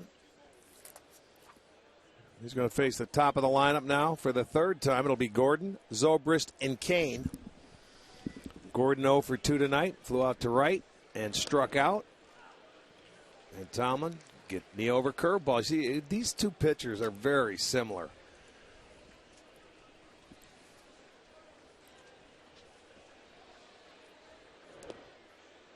Bounced that one in there, 1-1. Yeah, Josh, first time through the lineup only needed 35 pitches. Second time through, 33. Mm-hmm. Well, they did a good job to foul off a lot of pitches. They worked him with over, I think the first 10 hitters, 5 of them had more than 5 pitches. So they did a job of making him work. Kansas City, as a matter of fact, when they had 2 strikes, they fouled off 11 pitches to make Tomlin continue. But that's the kind of club they are. They're good with 2 outs. They continue the inning, and they make you work to get them out in at-bats for being an aggressive team and liking that first pitch fastball. Curveball downstairs. Gordon lays off. It's 2-2. He's had Gordon down early tonight, and Gordon's worked it back into counts both times. Struck him out with a breaking ball. Our in-game recap brought to you by Toyota. Salvador Perez with a 2-out RBI single in the second. Got Kansas City on the board first, and then a solo homer by Alex Rios in the 5th. And that has been it so far. Well, that strikeout for Tomlin is number 5 on the night, and every start he has made, he has had 5 strikeouts, and that's a first for him. Zobrist crunches it foul.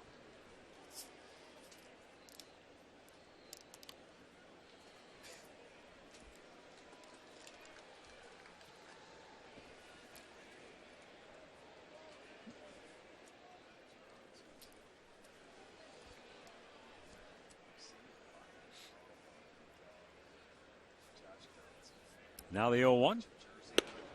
Down and in.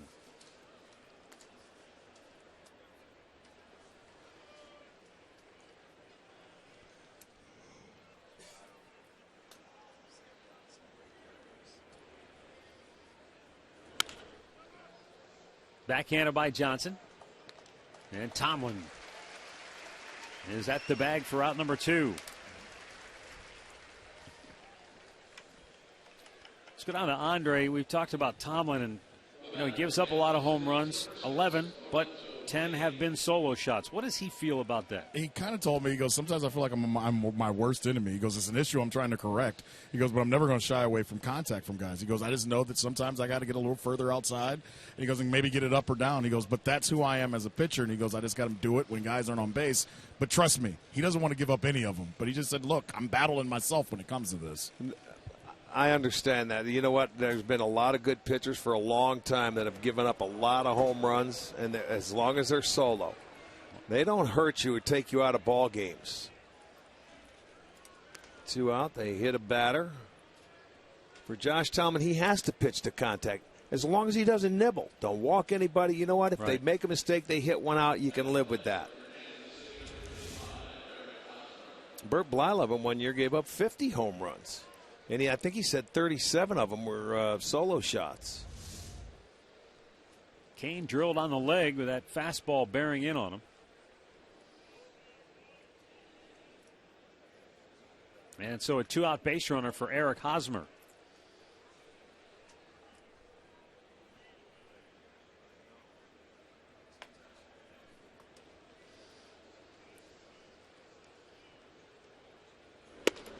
And a strike on the inside corner.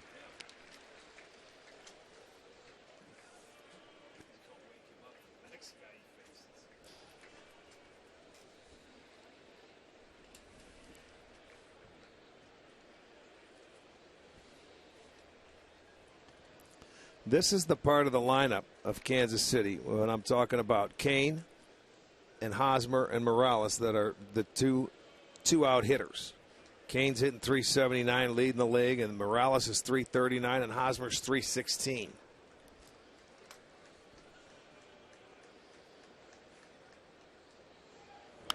Popped him up on the infield. Urshela calls for it, called off by Lindor. Inning over. We'll go to the bottom of the 6th. Drive down 2.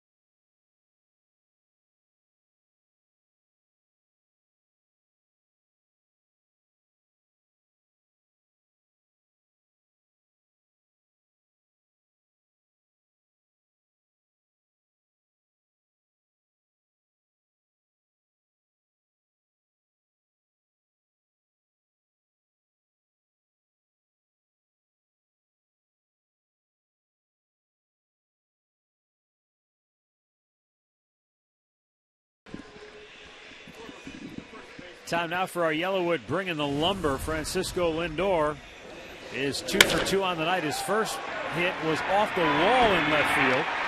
That went for a double. His second hit smashed up the middle for a single in the third. So he has 2 of the Indians' 3 hits thus far. As we go now to the bottom of the 6th, it'll be Lindor, Brantley, and Santana. Chris Medlin had 1 ball in the air that was recorded for an out in the first 4 innings. And then in the 5th, all 3.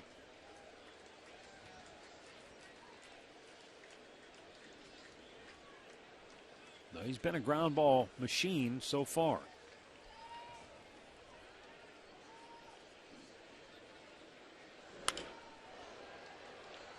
To right field, Rios. 1 down.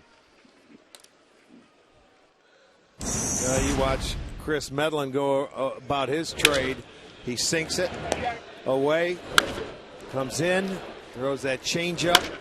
There's another little sinker to keep it on the ground. You know, it's not straight. It's up there. He's going in, out, up, and down. And changing speeds. He's mixed in a couple curveballs as well. He's done a nice job keeping the Indians hitters off balance. A couple of nice defensive plays behind him as well. He's had a couple of really nice defensive plays back in the 4th inning. One by Zobrist, the other by Escobar, his middle infielders. Medlin, 9 outs on 3 pitches or less.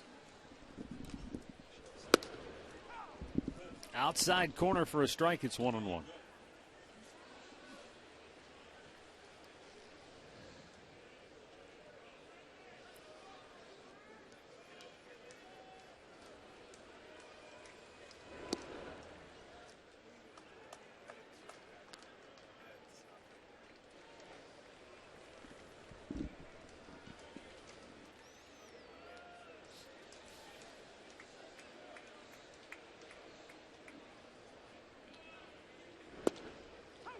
Over the corner of the plate. Ball was cutting away from him. It's 2-2.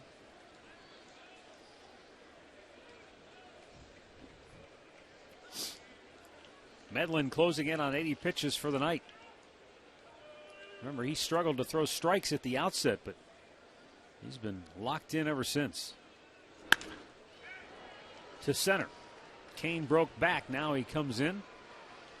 2 away.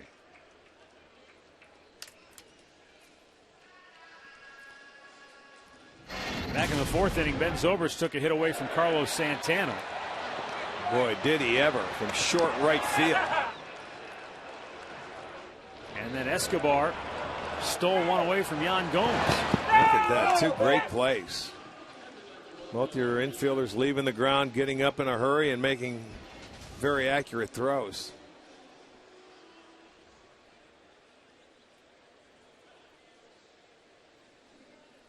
Carlos Santana will step to the plate. He walked in the 1st, grounded out in the 4th.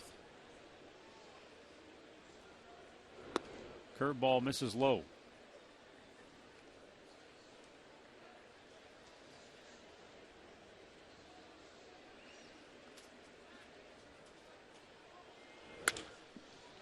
Behind the bag, Hosmer will take it himself. And the Indians are gone quickly here in the 6th.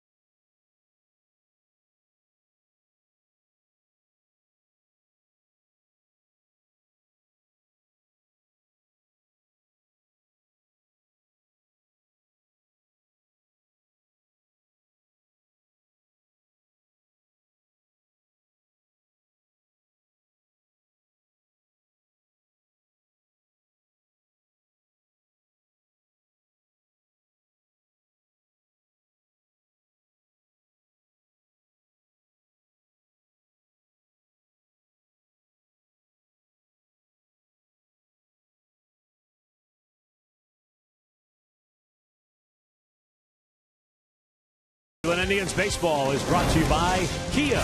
Visit mykiacleveland.com to learn more.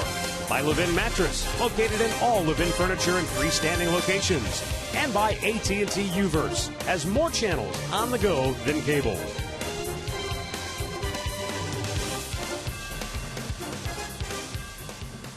Seventh inning, and the Royals lead it 2-0. Kendry Morales, Mike Moustakas, and Salvador Perez due up for KC. Morales 0 for 2. He is grounded into a double play and struck out. And takes a fastball for a strike.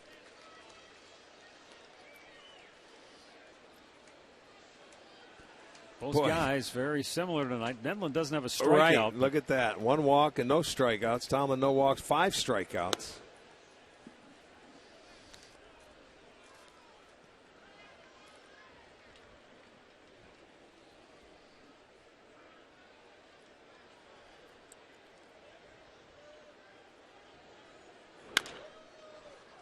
Lindor on the big hop. Throws out Morales, 1 away.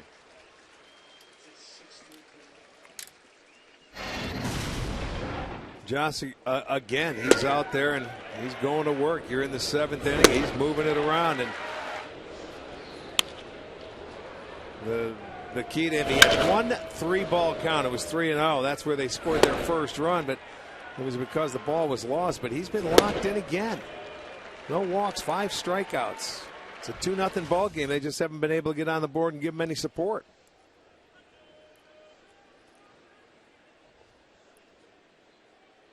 And the task gets a little more daunting against Kansas City because so far this year, when they take the lead after 6, it's tough to come back against them. You know, when their starter can give them 7 innings, that sets everything up for them. You know, when you can get 6 outs as opposed to 9 or 12, you know, going into that bullpen. Even with the struggles that the bullpen for Kansas City has gone through recently, they're still tough to beat late.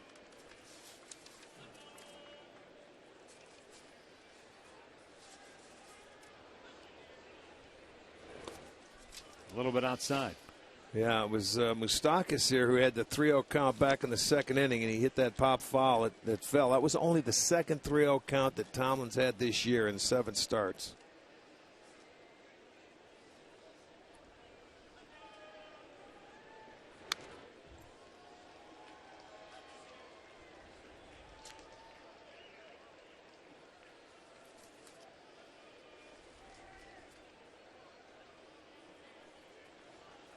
They're 66-6 when they lead after 6 innings. 64-3 when they have the lead after 7.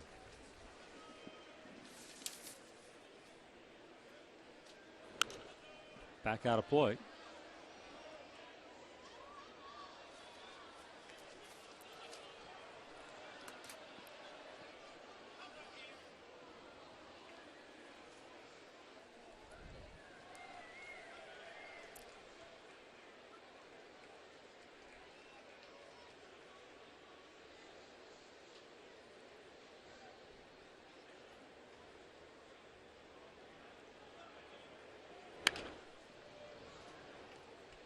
Kipnis will throw to Tomlin, who covers the bag. It's a heads-up play by Tomlin. He got over there as soon as he saw the ball go to that side because Johnson broke out and Kipnis was standing right in the way of that ball. He could have went right to first base. I don't know if he knew where he was.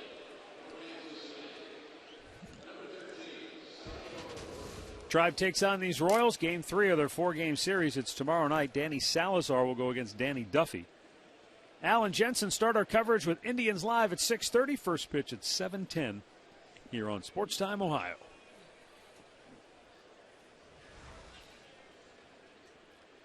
Two away for Salvador Perez. Pops the first pitch up. That's going to stay close. Can't get to it. In the dugout it goes.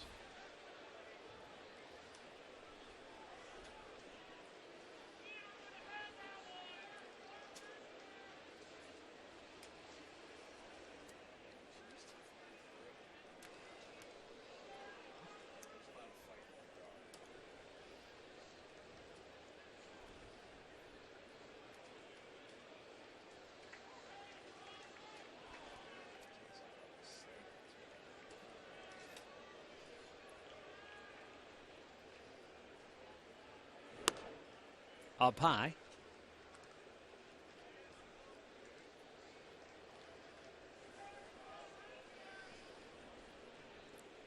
Yeah, the second inning was the tough one for him as far as pitch count goes.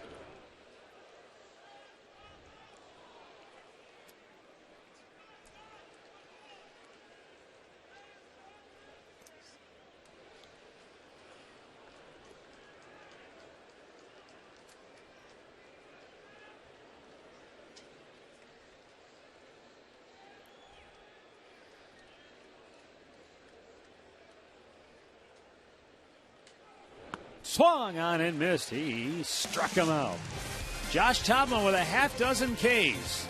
We've reached the 7th inning stretch. Brought to you by Spitzer Auto World.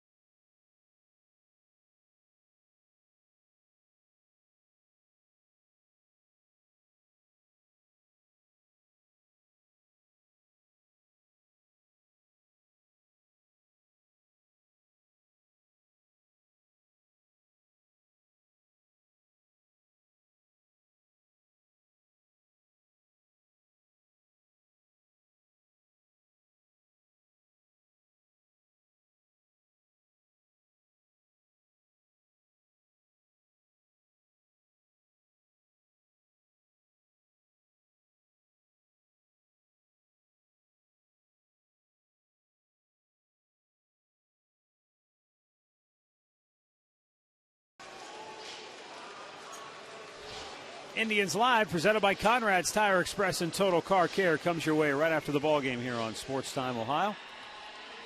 Alan Jensen will have the highlights, break down tonight's ball game for you.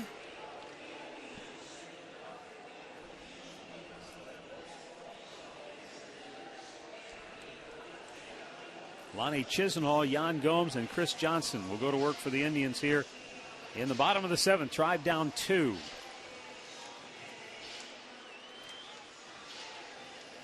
Well, it's time. They got to get something going. Only 3 hits in the ball game. Medlin's done a really good job tonight.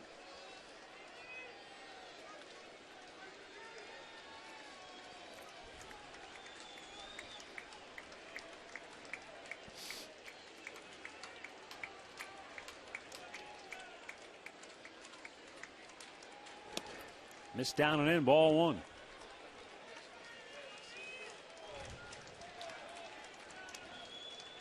Ryan Madsen beginning to loosen for KC.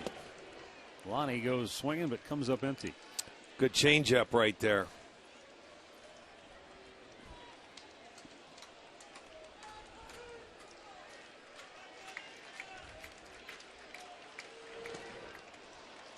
Wow, really slowed that one down. It's 1-2. This is the curveball. He followed that changeup up with another off-speed pitch, and this one down out of the zone. He was able to get Lonnie to chase it.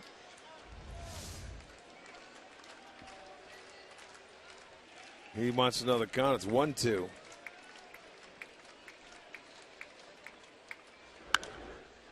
Elevated the heater. And a diving catch by Moustakis. How wow. about that?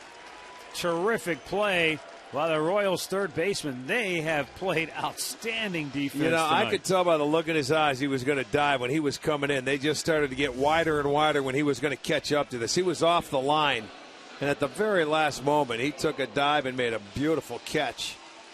And that's an out in foul territory. That's well done. Well, you're right. Everybody on that infield has made a nice play tonight.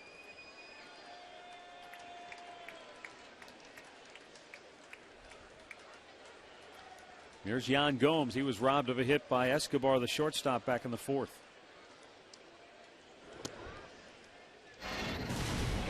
A great clip of the game from last night is courtesy of Yan Gomes, whose two-run double was critical in that seventh inning when the Indians broke it open.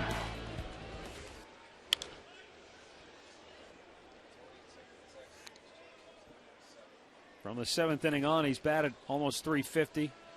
8 of his 11 home runs, half of his RBIs, more than half.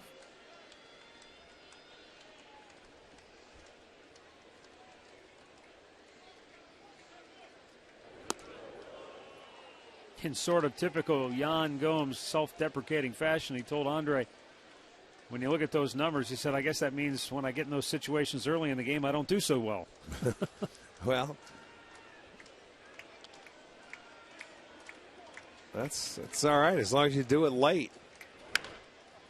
Wow. He's been in and had a lot of opportunities, too. He did last night, as a matter of fact, before that seventh inning. Get a little close down there, Andre.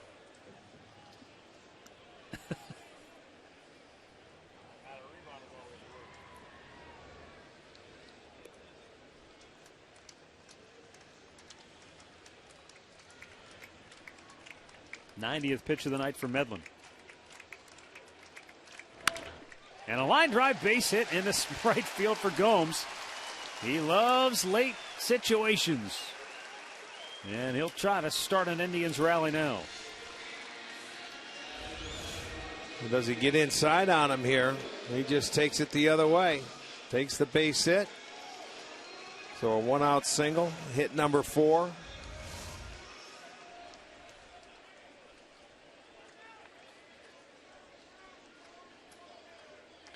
Chris Johnson 1 for 2 on the night.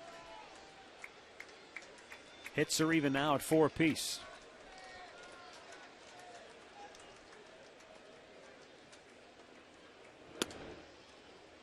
It's up high for ball 1. And Perez going to go out for a chat.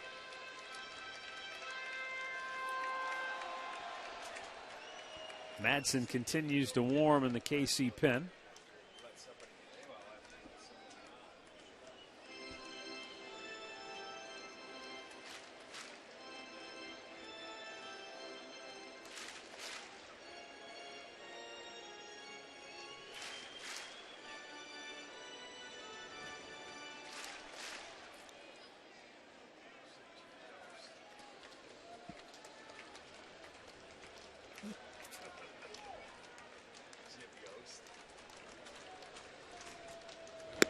Checked. It's a strike called.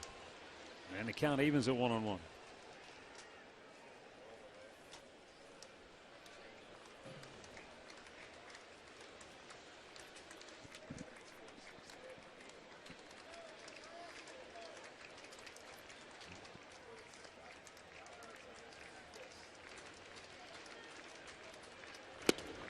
Away.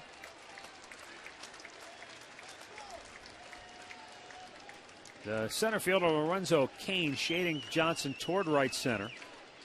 But Gordon in left plays him to pull it that way.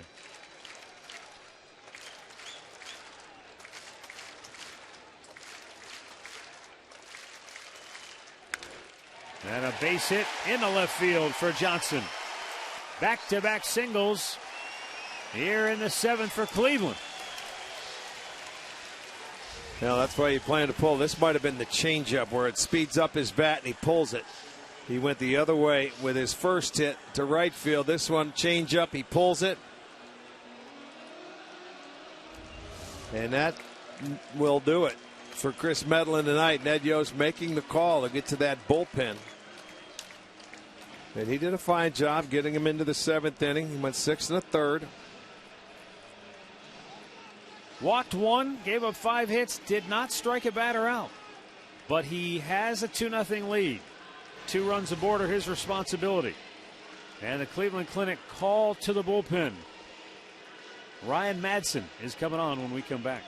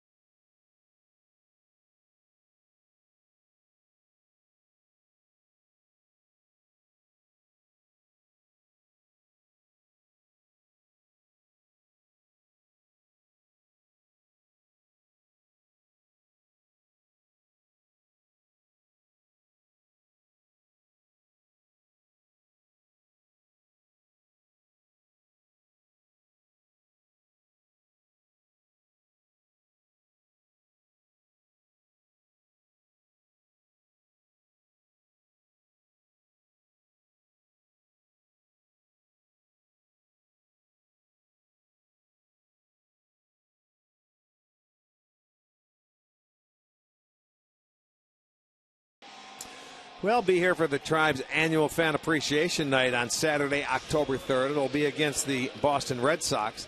The evening will feature Sugardale Dollar Dogs, fireworks, giveaways as the Indians thank fans for their support this season. Visit Indians.com for your tickets.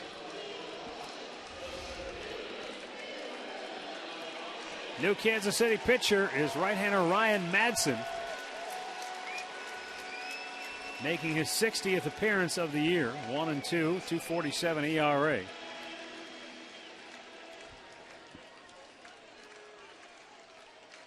Michael Martinez pinch running for Chris Johnson at first base. That's the tying run. Abraham Almonte 0 for 2 on the night, 0 for 6 so far in the series.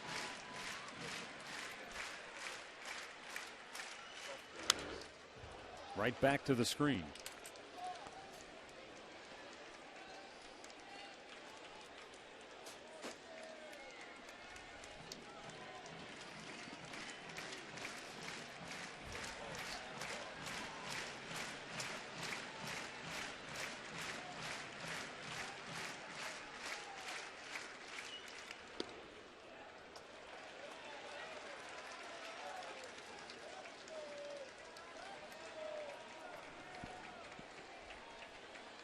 Yeah, Medellin doesn't want to sit down.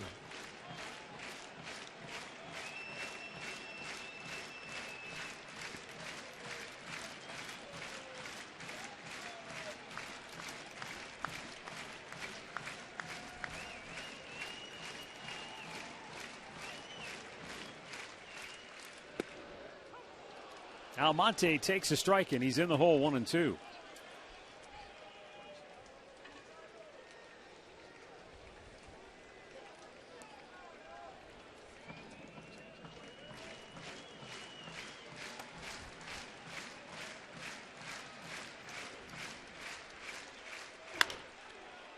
In the air, left field, near the line. Gordon can't get to it. He wanted to hop up into the seats. Sure he did. He was. You got to buy a ticket up there, Alex. You can't. Look at. I think he wasn't paying attention and went off the top of the noggin. He's coming over to the railing. He runs out of room. You need a ticket. Oh, he tried to catch Oopsie. it. Ouch. Uh-huh. I think that's why Alex was looking in to make sure he was okay. He should have thrown him his glove and maybe let him catch it.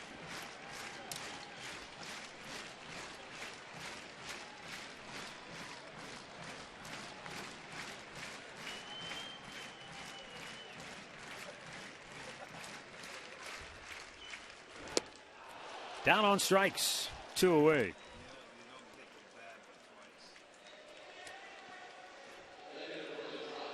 Yeah, that was the good changeup by Madsen. He had a changeup on the 2-1 pitch that it was high and he left up.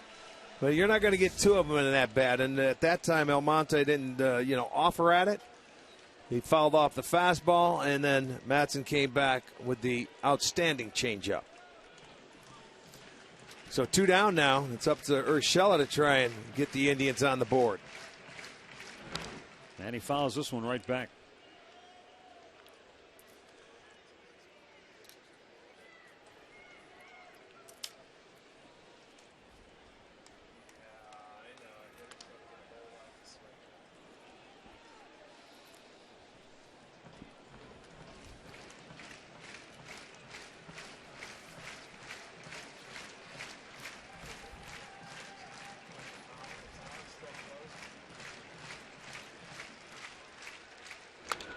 Shoots it out of play to the right.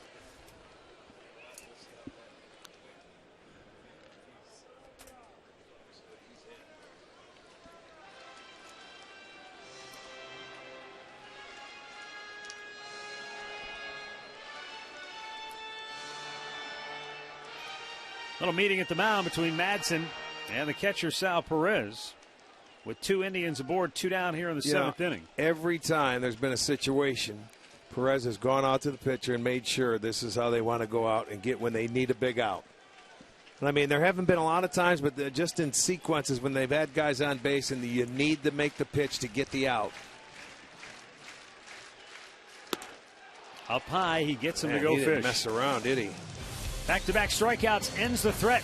We'll go to the 8th, 2-0 Kansas City.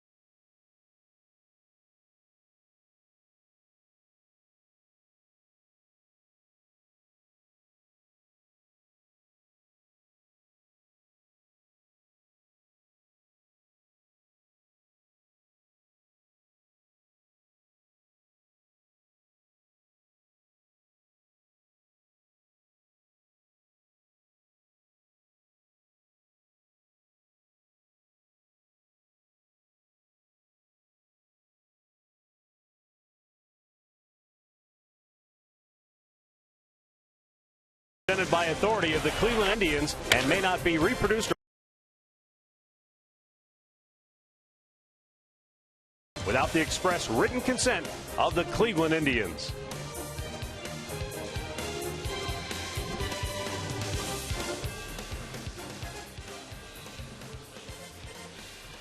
Two 2-0 Kansas City. 8th inning.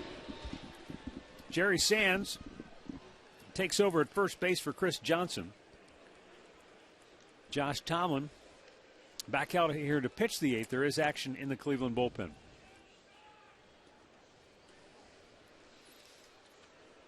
Tomlin just over 90 pitches on the night. And Alex Rios looks at a ball outside. Rios hammered a ball to the home run porch in the 5th. It was a solo shot, extending the Royals' lead.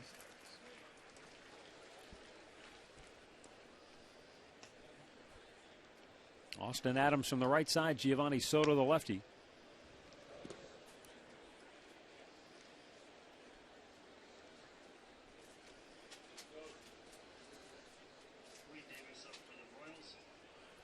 Wade Davis getting loose in the Kansas City bullpen.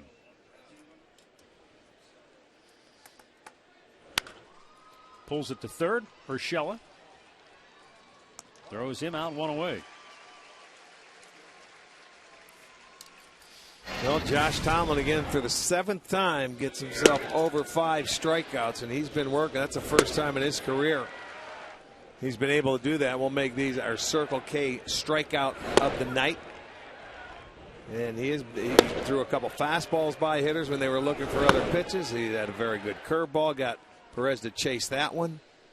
So Josh has been Josh Tomlin as we've seen him, in his last 6 starts.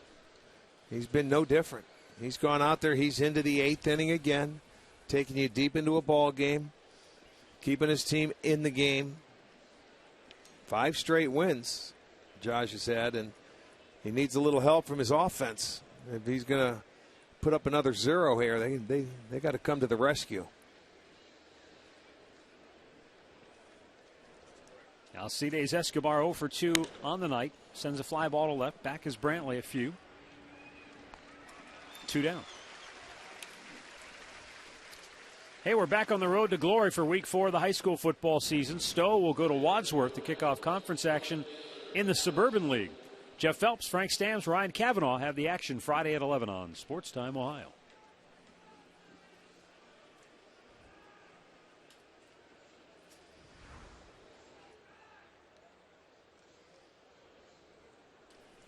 Alex Gordon is 0 for 3 on the night.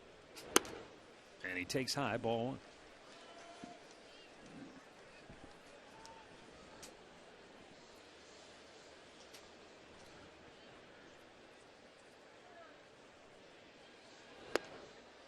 Swung over the top, 1-1. Nice changeup. Boy, these guys just have a knack. They know when you're looking for that fastball, they take a little bit off, and you put a good swing on it, but you're just out in front of it.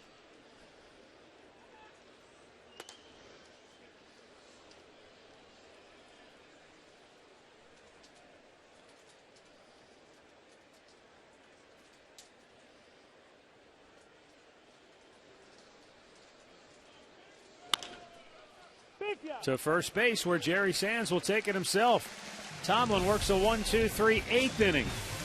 And it's still 2-0 Kansas City.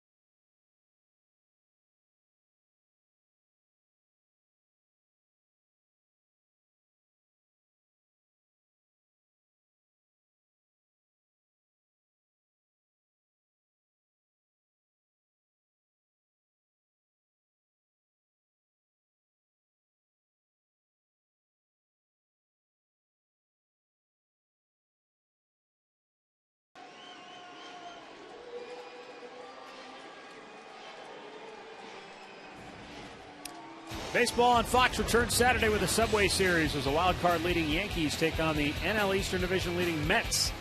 Then it's these Kansas City Royals taking on Detroit in a game you'll only see on FS1. Coverage begins at 12:30 Eastern on Fox, 7 Eastern on Fox Sports 1, and streaming live on Fox Sports Go.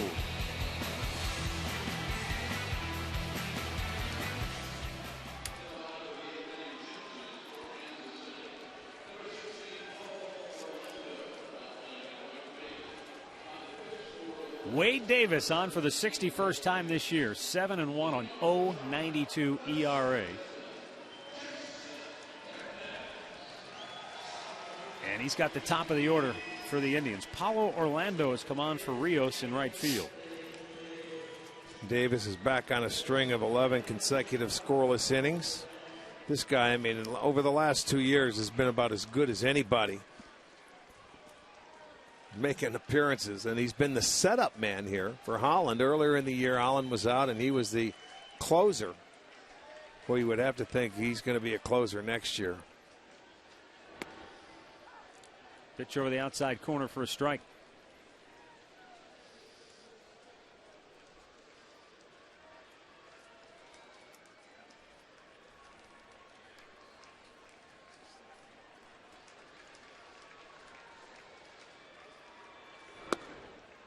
A little bit outside, 1-1.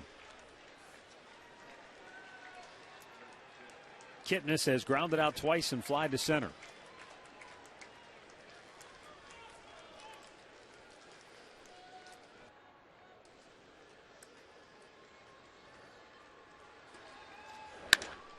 To center field. Back goes Kane. Still going back. Makes the over-the-shoulder catch. In deep center field for out number 1. Well, you can't hit it much better than that.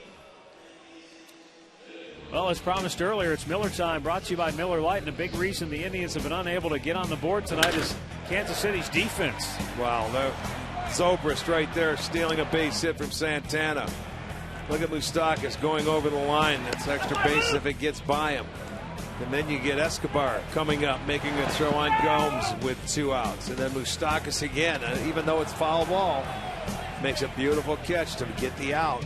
They have all made good plays out on the infield. We didn't even show you Hosmer. He made a couple of backhanded plays as well. Francisco Lindor has 2 of the Indians' 5 hits on the night. And Gordon makes a catch, slamming into the wall. Why not? Everybody else on that Royals defense has done it. Join the party. Well, you know this is a very good defense. They have been, but I'll tell you what, they're showing it off tonight. And, I mean, this is a running catch. What makes that one tough, he's going to the stands. It's not his home ballpark.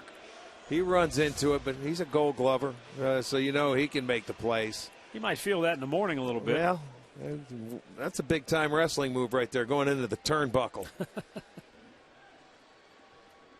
Tagging your partner and letting him go into the ring. With 2 down, here's Michael Brantley, 0 for 3 on the night.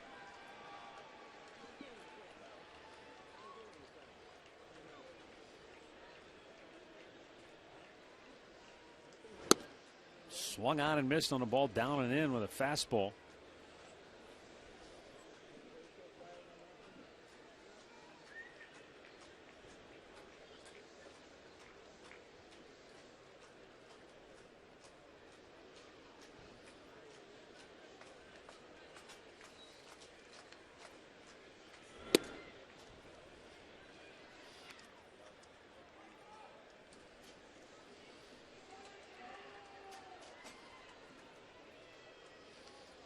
One account, 2 down, bases empty, Indians down 2 here in the 8th.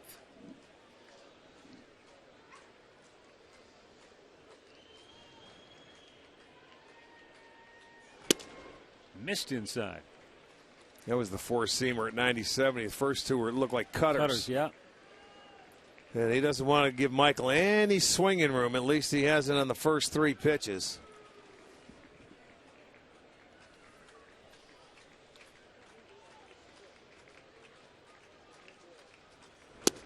Another cutter at 94. You see, right at the end. And, I mean, that's like back when Mariano Rivera used to be, when he first came up, that cutter was at 94, 95, and that's about what Davis's is at right now.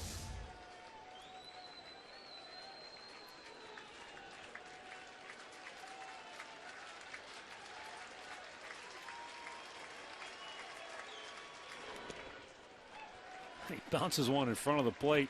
Looked like it got the finger of Perez. You know, he's going down to try and put a body in case he swings at it. Catches him on the hand. That's a big body back there, too. It's like throwing to a backstop. Bounce it. I don't know if it caught his. Caught him on like the palm of his hand a yeah, little bit. more so than yes, it did. I thought it caught him on the outside. Coming with the fastball away, the only one he's seen away in the at bat.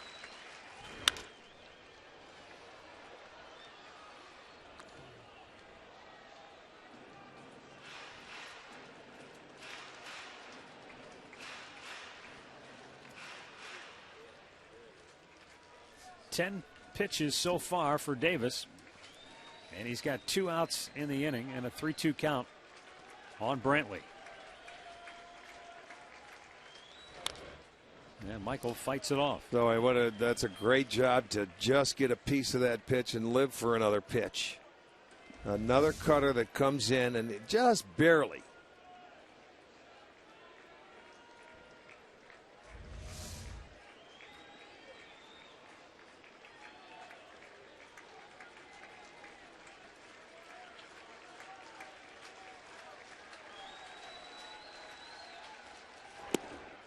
Shot the fastball, but it was low. And so the tying run will come to the plate here in the bottom of the 8th in the form of Carlos Santana.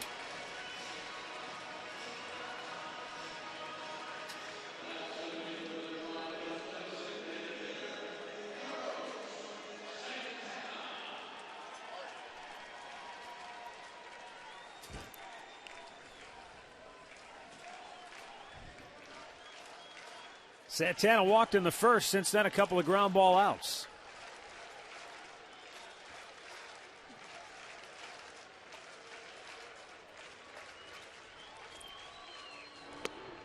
And that pitch down low, ball 1.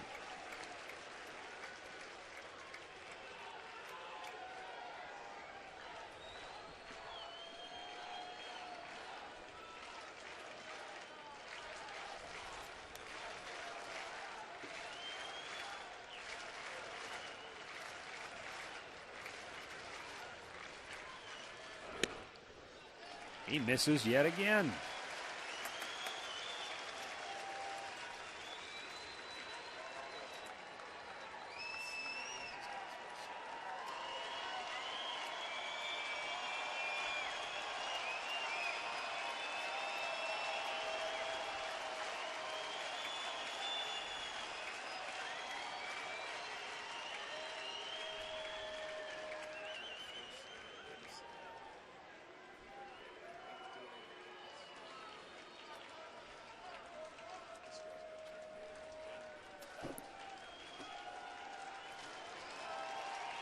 Now Davis has thrown 14 pitches, 7 balls, 7 strikes. And he comes back and drops an off-speed pitch in there. It's 2-1. Comes back with the slider. Look at that. Right there in the strike zone when you're throwing 97 four-seamer, 94 cutters. You're looking 2-0. You're looking for a fastball. Got no other choice. Same pitch. He took a swing at it that time. It's 2-2.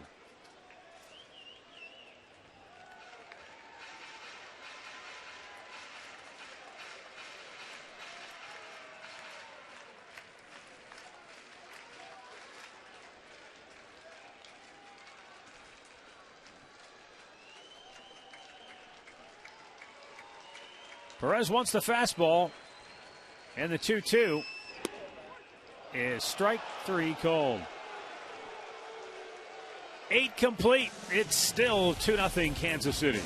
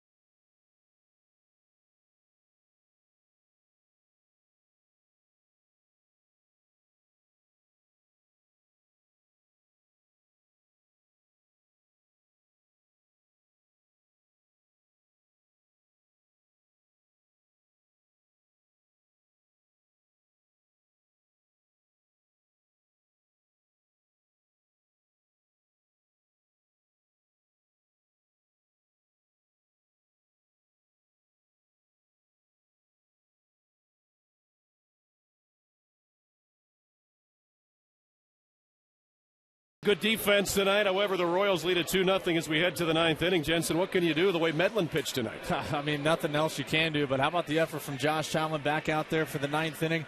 Just hope you get a bloop and a blast. Keep it here. We'll see what happens in extras, hopefully. Indians Live after the game, brought to you by Conrad's Tire Express and Total Car Care. Back upstairs now to Matt and Rick, fellas. All right, thanks a lot, guys. We'll see what happens here as Josh Tomlin goes to work in the ninth. Double barrel action behind him in the bullpen. Tomlin just over 100 pitches on the night. And Ben Zobrist looks at a curveball for a strike. Yeah, you can't ask any more from Josh Tomlin than what he's given you tonight. We still go back to that second inning, and it was a gift run there, so it really should be a 1-0 ball game.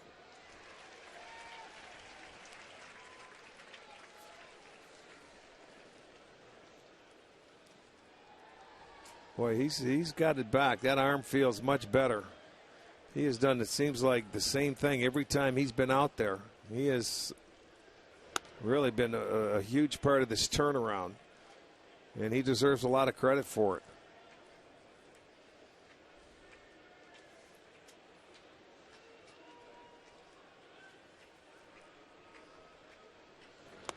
Down on the dirt.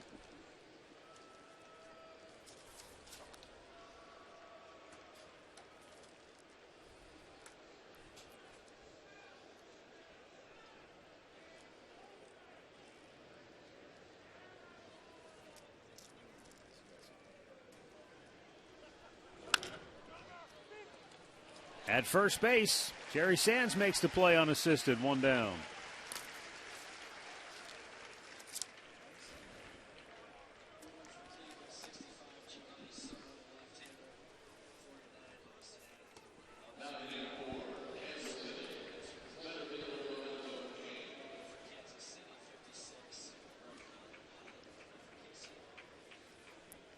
Lorenzo Cain has flied out twice. He was hit by a pitch back in the sixth inning.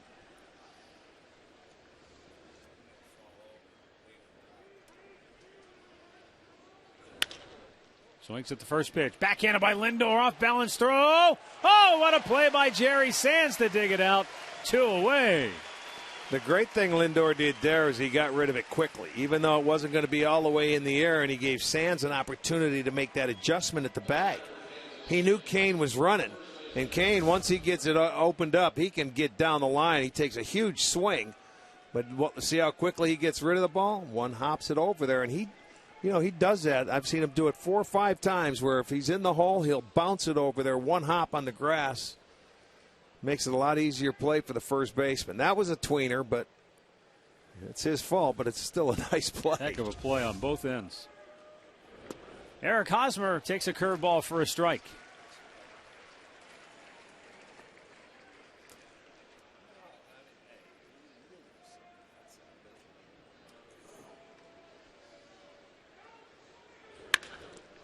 That hit Tomlin went right to Kipnis. That's okay. He gets the out. And the Royals go 1-2-3.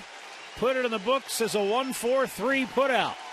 Tomlin goes the distance. Can the Indians get him off the hook? We'll find out next.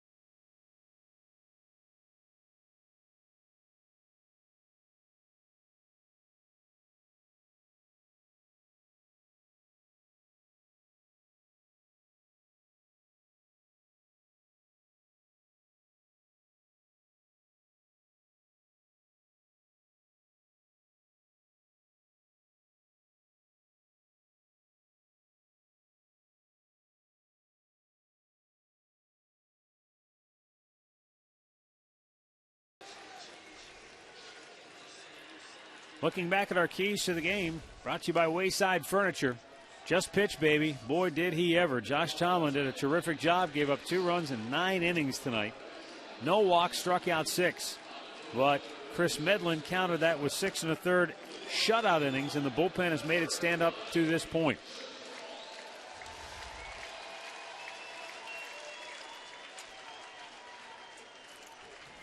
Well, time now for Greg Holland, the closer, who saved 30 out of 34. And Gerard Dyson has taken over in center field.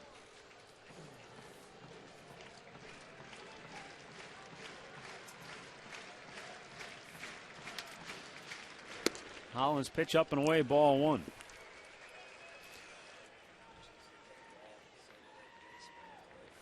Pitched a scoreless 9th in a tie game on Wednesday.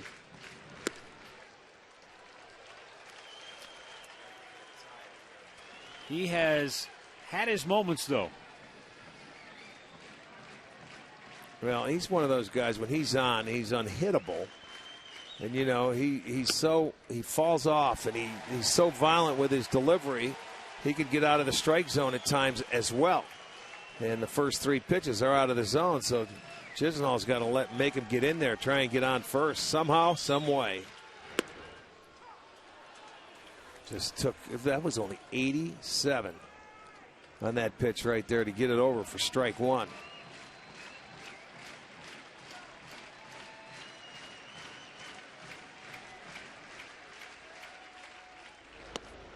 Ball 4.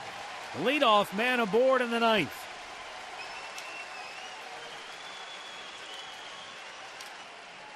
Tying run to the dish.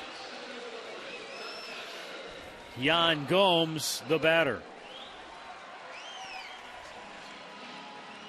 Gomes singled in the 7th, and that's his specialty from the 7th inning on, we've told you.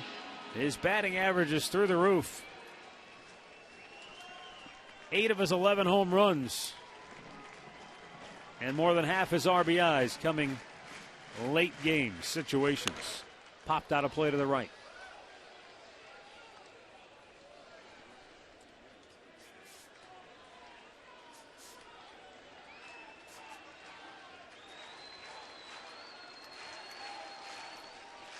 Updated numbers, there you go, 355 the average now.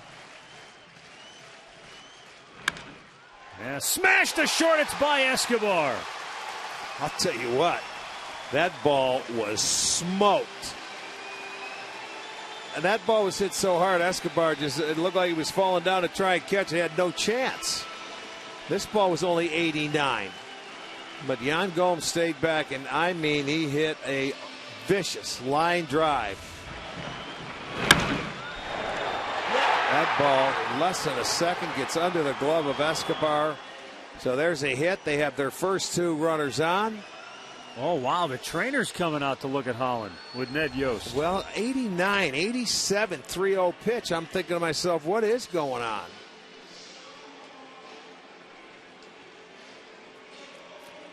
That you know what? It didn't look right, honest to God, that 3-0 pitch. They say he's all right, so they turn right around and they're gone. Well, good sign. The Indians get their first 2 aboard. Going to get a pinch hitter. Jerry Sands came in defensively, but won't bat. Instead, it'll be Mike Aviles. It's a righty for a righty, but Rick, is this a case where you want the short stroke of Aviles in this situation? Well, let's see if he's going to stroke or he's going to bunt or what's going to happen. He squares. Pulls That's it back. what I'm thinking. They're trying to move 2 runners up to get him into scoring position and tie the game. Aviles has hit into a lot of double plays this year. That's why I was thinking he has to bunt in this situation. He's grounded into 17 double plays, so you don't want to do that when you got the tying runners aboard. In the air. It's dropped, and they'll get the force at third. Oh! Infield. That wasn't high enough for an infield fly rule, huh? What did they call it? They didn't. There were people running every which direction. Moustakas held on to the ball instead of throwing it to second base. They would have had a double play. It looked like it. I didn't see an umpire point to the sky. Maybe he did. No, it wasn't high enough, was it? No. No, but Holland comes off, has it easily. But he didn't. He dropped it, and it wasn't intentionally. Look, there's the out. Moustakas just ate it. Oh, there was nobody there Nobody to take the there throw. at second base. Okay, that's why. Second baseman going to first. Nobody's there. So, oh, boy, what a break, huh? Nobody was there to take the throw. And rightfully so. Second baseman's covering first if they're charging. 2 on, 1 out for Abraham Almonte. A swing and a miss.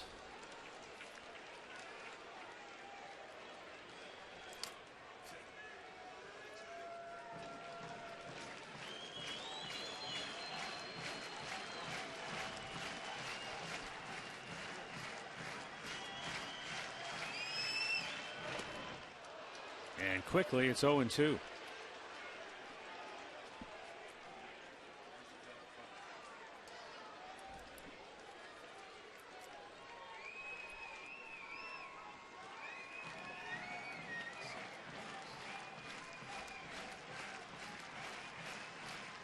Almonte has grounded out, popped up, struck out, 0 for 7 so far against Royals pitching in the series.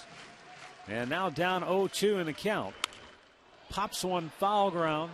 Moustakas 2 away.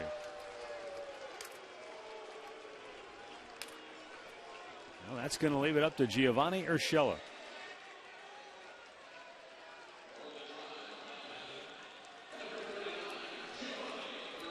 Urshela has grounded out, fly to center, and struck out.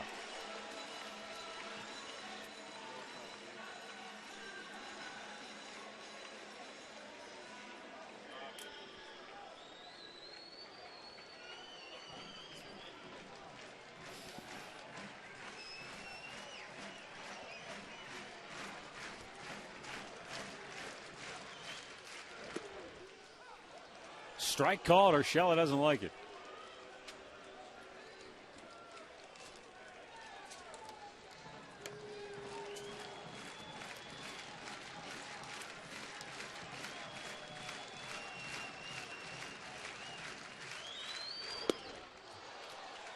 And he had him out in front there, 0-2.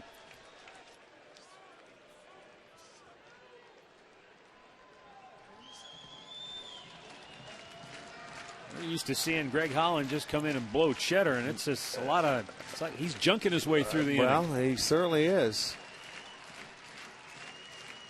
Now the 0-2. In the dirt. Did he go? He did not. Ball gets away. Everybody advances, so the tying run is in scoring position. Now that's a big break there for just a base hit. They were playing extra deep with the man on first base. Now they have to come back in because a base hit can tie this game up. So, that was very close, too, to being a call. Yeah, Perez has got to go out. He's going to talk to Holland again, and they're down to their last strike. But, boy, with a lot bigger hope now after the wild pitch.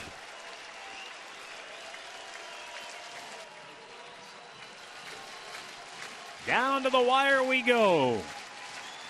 2 on, 2 out. And a 1-ball, 2-strike count on Urshela. Holland delivers. Struck him out. Game over. Kansas City holds on and shuts out the Indians by a final score of 2-0. They even the series at a game apiece and dropped the Tribe back below the 500 mark. 71-72 on the year. And for Kansas City, they exactly what the doctor ordered for a team that had lost 8 out of 10. They needed a great pitching performance. They got it, and their bullpen made it stand up. That's how you end streaks. You shut somebody out.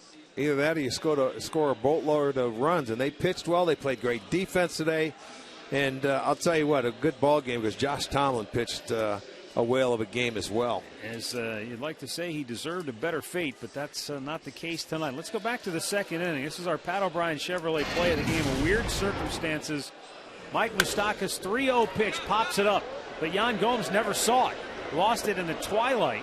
It drops. He gets another chance. Sends a fly ball to center field. Almonte lost it. He ends up at second base with 2 down. And then Salvador Perez gets the 2-out RBI single. Yeah, that was the one run that was a gift run, and there's nothing you could do about it right there. It was only 1-0 at the time. They hit a solo home run, 2-0, and that's how the game ended. So, boy, a good ball game. It's just the Indians come up on the short end of the stick here. So Kansas City wins it to even the series at a game apiece. We're back with Game 3 tomorrow night at 7 here on Sports Time Ohio. For Rick Manning and Andre Knott, I'm Matt Underwood. Thanks for watching. Stay tuned for Indians Live. It's coming up next.